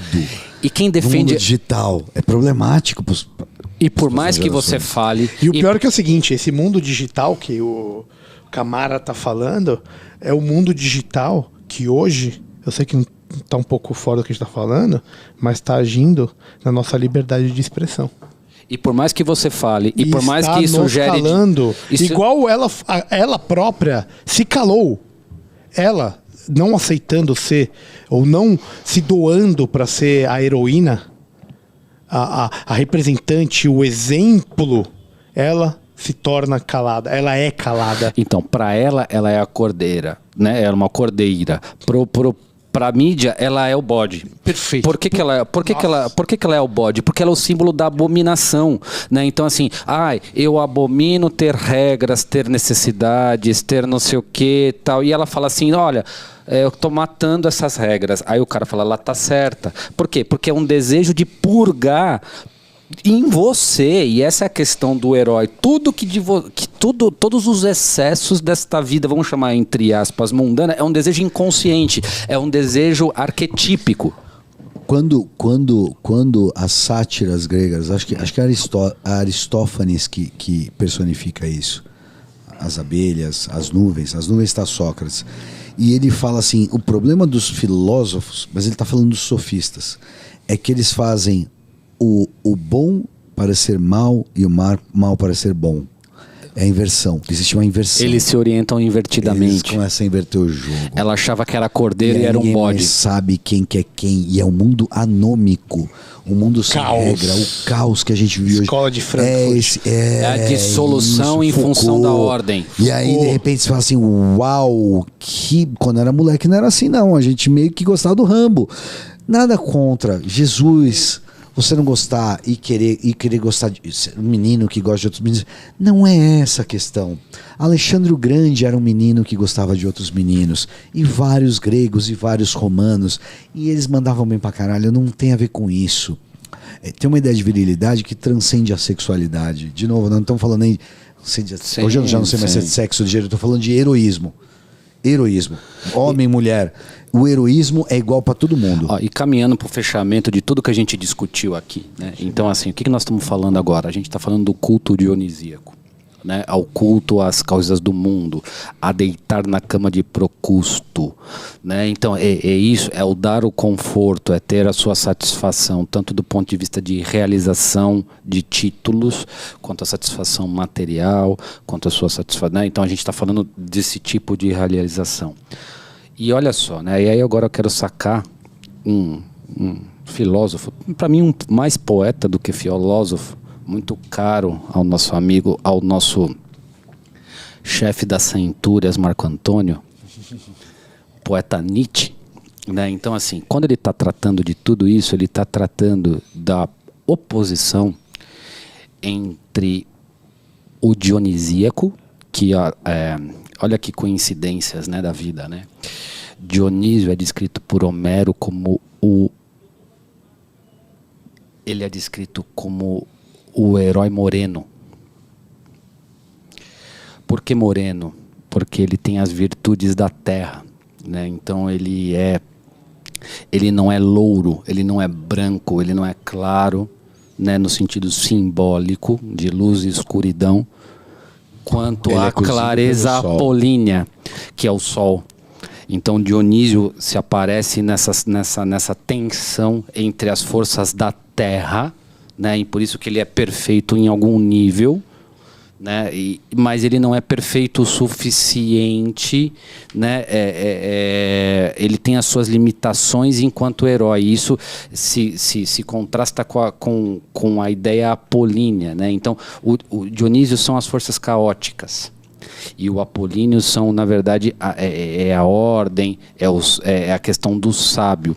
E o que Apolo tem a ver com essa questão de Olimpíada e tudo mais, né? Então, nós estamos falando aqui, para deixar bem claro, tá, pessoal? É bem claro, né?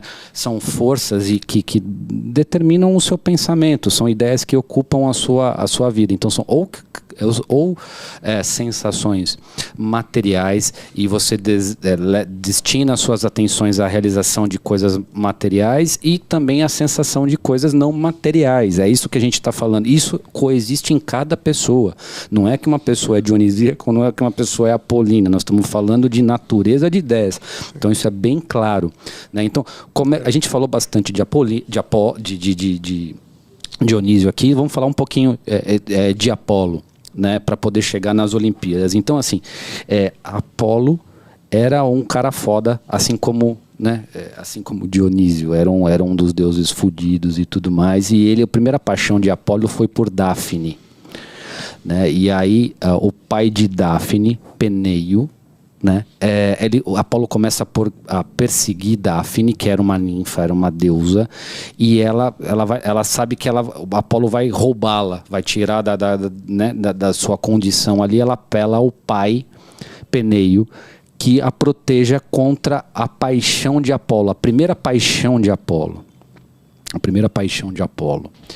E Peneio resolve isso. Ele resolve isso de que maneira?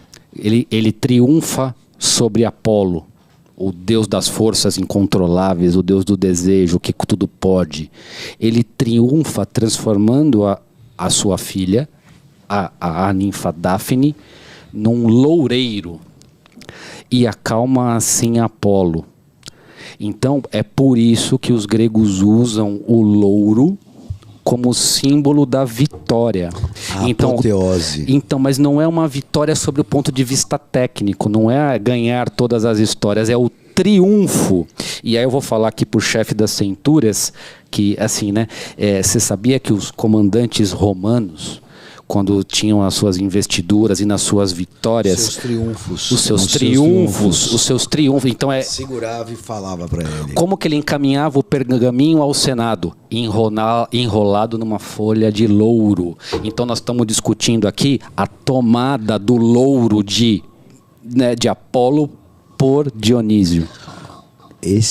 Só pegar esse triunfo, quando um general triunfava, ou seja, ele teve uma grande vitória. César teve 5, 6 triunfos, sei lá. Um deles foi sobre a Gália, daí a ideia do Obelix, Asterix. E quando ele estava celebrando esse triunfo, o triunfo existe uma procissão de todos os soldados e todos os espólios da guerra, e um festival de vários dias onde o general pagava comida para todo mundo. Era um carnaval de 4, 5 dias, com a procissão das tropas e todos os espólios. E no final, ou no início, já não lembro, mas ele estava numa biga com 4 cavalos, o que não era comum, era cerimonial ter 4 cavalos numa biga.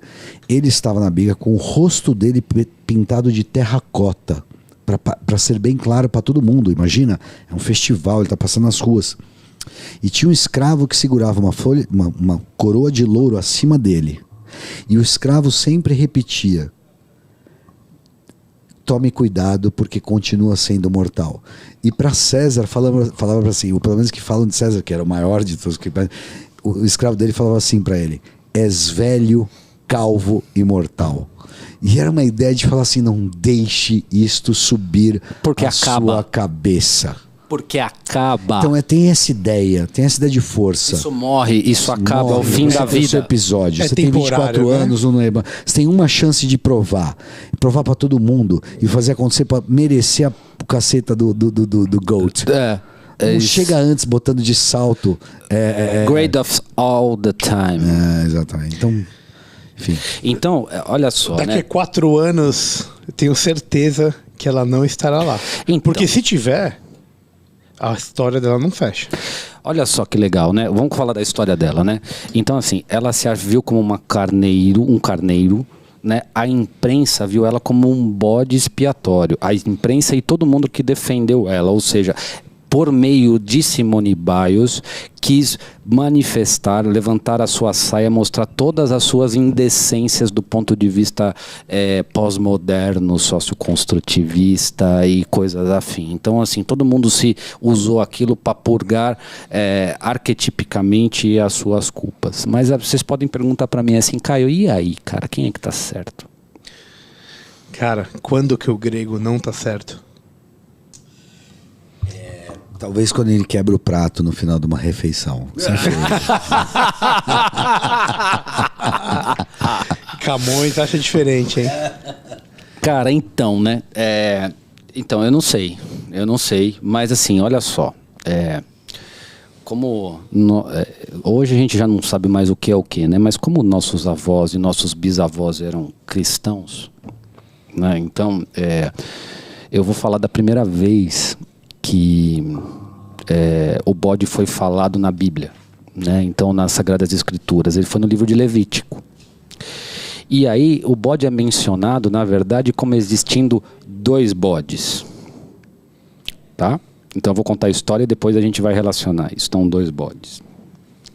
Um bode, ele era sacrificado em função dos pecados, ele era expiado como, né, ali ele era sacrificado imediatamente, né, que no caso aqui a gente entende como, né, a carreira do atleta, né? Mas existe um outro bode, né? Esse bode ele não era sacrificado, ele era preservado, mas ele era preservado com uma condição, ele não tinha liberdade, tá? Então ele era preso na frente ali, né, da onde as pessoas passavam, e ele tinha uma função, a prisão dele tinha uma função, porque aquele bode ali, um era sacrificado e o outro aglutinava todos os pecados do povo.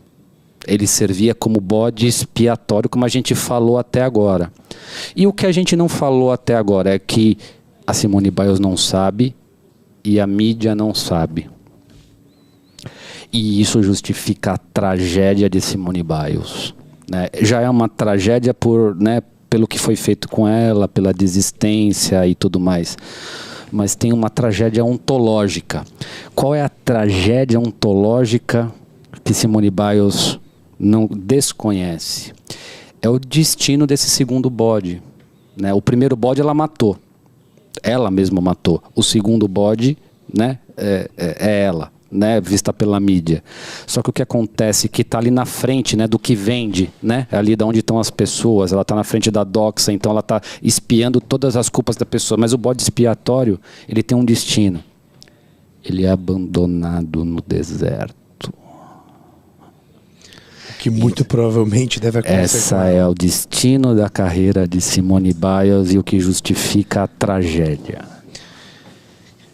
Assim, eu acho que o Caio e o Camarão foram perfeitos, né? Eles conseguiram juntar tudo e sintetizar o que a gente falou nessa última hora e meia. Agora, eu acho que agora está na hora de terminar. Eu vou deixar uma pergunta que a gente pode até explorar mais para frente aí. Vou insistir, que nem eu sempre insisto. Eu sou um cara insistente. Não existe na história do herói e na decisão dele uma baixa preferência temporal? Sem dúvida. Com preferência temporal entendida nesse episódio como os prazeres do corpo imediatos. Perfeito. Não estou falando de questão de dinheiro, preferência temporal por dinheiro. Mas a preferência temporal, como a gente pode expandi-la, né? Toda a história de um herói, ela passa por diversas fases. E que se ele for tomar uma atitude intempestiva e olhando a curto prazo, no final, a chance dele se tornar o herói que a gente realmente espera é muito menor. O que diferencia o virtuosíssimo do herói? Você me estava me falando, me correu agora. A renúncia, o virtuosismo, ele tá com baixíssima preferência temporal, a ponto que ele renuncia e vira o herói. Muito obrigado. Muito obrigado. Eu vou dar um outro nome pro herói que não renuncia a isso, ou o pseudo-herói que não renuncia a isso. O nome dele, na nomenclatura moderna, nossa, chama-se burguês. Se você não renunciar a essa ideia, você vira um burguês. Na asepsia. Você vai ser um burguês de sucesso. Uau! Caramba, uau! Bela merda. Sêneca tinha uma... Sêneca... Não tem como escapar. Sêneca é dos estoicos mais fortes. E eu acho que tem muito de estoico no ideal heróico, né? E a aprovação tem muito do ideal estoico aí. Sêneca era um cara... Sêneca era tutor de Nero. Nero manda ele se suicidar depois para, enfim, tem problemas lá de sucessão. Uma treta qualquer. Uma treta lá. Mas Sêneca ficou muito rico no decorrer da carreira dele porque ele estava muito próximo do imperador. E ele começou a ficar muito rico e todo mundo começou a falar assim, vem cá, Sêneca, mas como é que você consegue ser estoico ou falar que você é estoico com tanto dinheiro assim, irmão? Como é que a conta fecha? Ele falou assim, de uma forma muito simples. Qualquer outro homem que você pegar que tem muito dinheiro, eu falo que o mestre dele é o dinheiro. Eu sou o mestre do meu dinheiro, eu não deixo o dinheiro ser mestre de mim. Em outras palavras, você querer fazer isso é uma sensação infantil. Então nós estamos, é um cabritinho que foi sacrificado aqui, porque enquanto em ideias ela tinha, né, esse desejo infantil de ter um conforto. Quando que pro herói, o herói tem algum, o que conforto pauta a atitude do herói? Né? E essa pergunta que você fez. Sabe por que vão lembrar o herói quebra o conforto no começo. Sabe por que vão lembrar o nome de Aquiles? Porque ele viu aquele cara grandão lá e falou assim, deixa que eu quebro ele. Hoje nós vamos quebrar o baiano. Lembra o Capitão Nascimento? Hoje nós quebra o baiano. Ele sobe o morro. E a cagada na cabeça cara do não, menino. Na cara não. Bocão, traz a 12. É isso, ele é um herói trágico. By the way, só a gente tá falando de tragédia e tal. Eu não consigo não discutir a ideia de tragédia sem passar por Aristóteles, porque Aristóteles discute em poética a ideia de tragédia. Então tem uma ideia muito clara de Aristóteles do que é a tragédia. E ele usa, eu acho que é mais fácil, muito fácil entender isso, invocando o mito de Édipo. Então Aristóteles falava que uma boa tragédia tinha 3 coisas. Então, Édipo... A história é longa, vou tentar reduzir aqui, porque, enfim, né?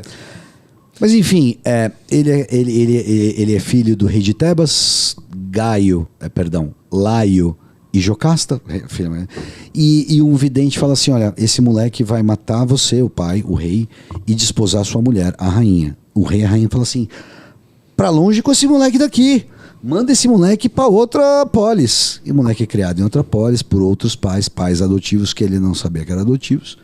E ele chega e conversa com o vidente, e o vidente fala assim, você vai matar seu pai e desposar sua mãe. Ele fala assim, meu Deus, meu pai e minha mãe. Só que o pai e a mãe dele eram esses pobres, esses camponeses. O vidente são os arcanos. Foge, né, do pai e da mãe que ele achou que ele fosse matar. E a primeira palavra que Aristóteles fala é de amartia. Amartia é a ideia de você mirar no alvo e errar o alvo. Você errou com boas intenções. Essa ideia de amartia. Não tem nada de errado na sua intenção. Você jogou o melhor possível, você errou. E aí, só pra... Por favor, fala. Não, é que o que vem na minha cabeça é o seguinte, é aquela coisa, né? Erre por agir. Não erre por inação. Essa é a ideia de amartia. A amartia é isso. Ele fez alguma coisa, ele saiu. E ele não pode ser culpado porque ele estava tentando fugir. Bom, no meio do caminho que ele estava fugindo dos pais dele, ele estava indo para Tebas. Bom, tem uma esfinge no meio do caminho que ele descobre. Eu vou abreviar a história. No meio do caminho, ele encontra um cara, tem uma ponte, um nobre querendo passar pela ponte, tem uma discussão, ele mata o nobre. Quem que era o nobre? Era o rei de Tebas, ou seja, o pai dele. Então, na ida para Tebas, ele mata o pai. E aí ele vira o rei, porque ele tem uma esfinge e tal, e ele casa com a mãe. E a ideia é que no meio da tragédia, ele vai conversando com a mãe vai contando história e vai caindo a ficha que ele matou o pai. Fudeu. Ele estava casado com a mãe e tinha tido alguns filhos com a própria mãe. E Aristóteles chama isso de peripeteia. A coisa mudou de figura. É a consciência do deserto, que é onde a Simone Biles a gente deixou. Eu acho que é o próximo. Você falou em consciência, você falou uma palavra muito forte. Consciência. Então, depois que ele passa pela peripeteia, ele tem o que Aristóteles chama de agnorises. Agnorises é você mudar a sua cabeça, rever seus conceitos. Revalorar. E falei, Jesus. Então, para a grande tragédia, Aristóteles falava que precisava de tudo isso. E essa é a beleza do mito de Édipo. E a queixa, e a nossa contenda, cara, era que falou assim, essa é uma tragédia. Ela, de fato, é no sentido bode da palavra, sem a menor... Trágico do destino de um atleta do tipo Simone Biles. No sentido aristotélico, ainda a Simone não passou por anagnorises. Não existe um aprendizado ainda. O que você quer dizer é que ela não é uma atleta do ponto de vista ontológico. Ainda que ela seja uma atleta do ponto de vista técnico, né, e merecido, e assim, e o bode muitas vezes na arte está representado na frente de cabras. Isso quer dizer assim, ela é uma referência para um monte de gente que está praticando esporte, para crianças, né, e é isso que ela está abrindo mão, né? Então, nesse sentido, ela não é um herói, é uma heroína do ponto de vista ontológico, ela não é uma heroína do ponto de vista midiático, porque ela está servindo só uma função puramente pragmática ali de cada das pessoas, elas não pararam para discutir isso que a gente discutiu, e ela, do ponto de vista subjetivo, ela é uma pessoa que tem ideias que ela não consegue entender. Ela está completamente dentro da caverna. Claro. É um bodezinho amarrado pro sacrifício ali, né? Claro. E eu não vi nem vontade dela entender o que está acontecendo. E a mídia botou ela numa narrativa e falou assim, é isso, né? E a gente não sabe o que está acontecendo. E ela aceitou bovinamente. E esse ela não quer ser a heroína da própria vida dela. Exato. Ela viu uma dificuldade. Quando ela foi encarar essa dificuldade, ela optou por não tomar essa responsabilidade. Eu entendo, mas eu acho que optou é porque a gente está passando em terrenos minados aqui. Não é nossa intenção tentar dizer que ela criou intencionalmente, deliberadamente isso, ou que ela não pode desistir, ou que ela não possa desistir. Não tem nada a ver isso. Ela tem liberdade, ela tem agência, ela tem livre iniciativa na vida dela. Perfeito. Eu acho que o que a gente está falando, o grande problema é que como isso foi contado. Qual que é a história que se contou a partir disso? Não há culpa na desistência dela nos primeiros 5 minutos. Ela tem de fazer o que ela quiser. Desde que ela explicasse, mas ela não cobre o mérito. Então, assim, o grande problema é que ela desistiu. Ela não sofre. E a mídia está querendo ver mérito na desistência. E ela acreditou nesse discurso e está vendendo o curso de como ser herói. Isso é o problema. É o problema pós-moderno. Estamos desconstruindo valores. Chegamos à conclusão de Jordan Peterson. Para variar, né? Para variar. O mundo construído, ou seja, que querem que seja construído, ele é muito diferente do mundo real, ou de como ele foi concebido durante 2.500, 3.000 anos, por uma narrativa com cunho político, com cunho de destruição, com cunho de trazer o caos, dissolução, desorientação, do que foi criado escuridão durante 3.000 anos e tornar isso a nova realidade. É isso que a gente está encarando hoje. E este é o exemplo, né? Então, quando você não considera uma nova realidade, só pegar o que você falou e sem querer te atrapalhar, mas não imagino. Você falou uma nova realidade vejo um problema aí que você falou uma nova realidade do Ocidente. Eu vejo isso no problema ocidental. Perfeito. Onde a gente está inserido. Problema global. Total. É isso. O Talibã tá claro pra cacete pro Talibã que assumiu quem eles são, o que eles querem, o que eles vão fazer. Tem zero dúvida. Está certo ou errado. Longe de mim de querer discutir isso. Mas existe uma certeza. O mundo muçulmano, existem várias certezas hoje em dia. Certo, errado, tem certeza. Existe uma certa ideia de coesão. Parece que nós pegamos nossos valores tradicionalésimos, clássicos, e falamos assim, isso aí... Isso é mentira, né? Isso é de contar uma Nós temos uma parte de culpa, né? E assim, o que eu queria assim, desse episódio era assim, né? Quando a gente começou a falar disso, e quem conseguiu acompanhar, teve paciência de acompanhar essa história que a gente trouxe cheia de recortes, né, e digressões e alusões, né, eu acho que quem teve paciência de acompanhar esse episódio, né, até agora, percebeu a importância da imaginação educada, percebeu a importância de você ter referências, a importância de você copiar alguém, né, a importância da baixa preferência temporal. Da baixa preferência temporal. O quanto isso é virtuoso. O quanto isso é virtude. E o quanto isso é necessário enquanto atividade para te estimular a caminhar. No dia a dia. E os arquétipos podem te servir como um impulsionador, né? E assim, só que olha só, o que a gente comentou no episódio passado, a gente não sabe quem imitar. Os nossos mestres, eles não têm as referências, beleza? Nossos heróis morreram de overdose.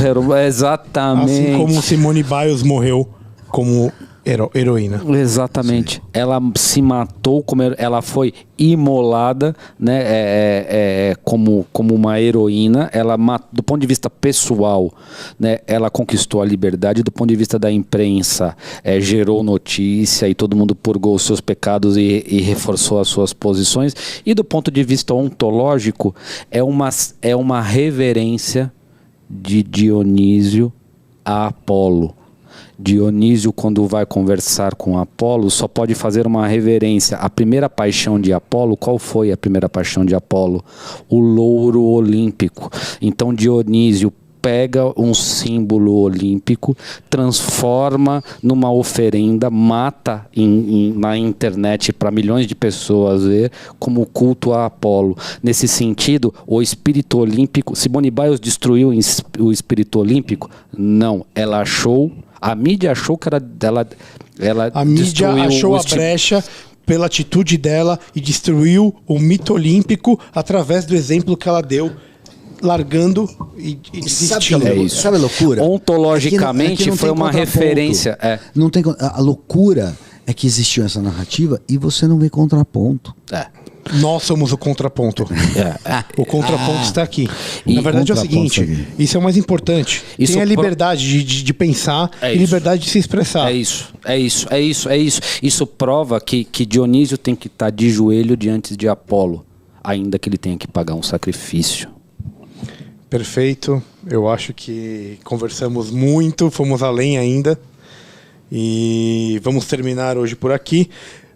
Queria agradecer novamente Marco Antônio Camarão, gênio! Estamos aí, velho, estamos aí. Caio Fernandes, trazendo, como sempre, os pontos da mitologia e as datas, os anos. Tudo nosso. Putz, muito obrigado. Fica aqui mais um aprendizado. E eu acho que já tem uma brecha para a gente seguir na próxima com um assunto novo. E mais 2 horas de bate-papo. Acho que vale a pena ser herói. Só queria terminar falando o seguinte: parabéns, Esporte Clube Corinthians Paulista, 111 anos de história. Muito obrigado. Esse é o grande bode do futebol brasileiro. Olha, 3 3 Te amo, Camara. 3 é sinal de infinitude, né? 3. Então a gente tem 3 uns. Uns é o primeiro. 111 anos, cara. Isso aí, cara. Né? E um beijo especial pra galera da Medicina ABC, tá? Sempre. Sinceramente. Sempre. Vocês são um dos motivos que a gente tá aqui hoje, tá? Então, assim, muito obrigado. A gente ama vocês sempre, hoje e sempre. Eu te amo, eu te adoro. Medicina ABC. Boa noite e até a semana que vem, então. Fiquem com Deus. Amo vocês, Caio, Camarão. Beijos. Beijos. Beijos.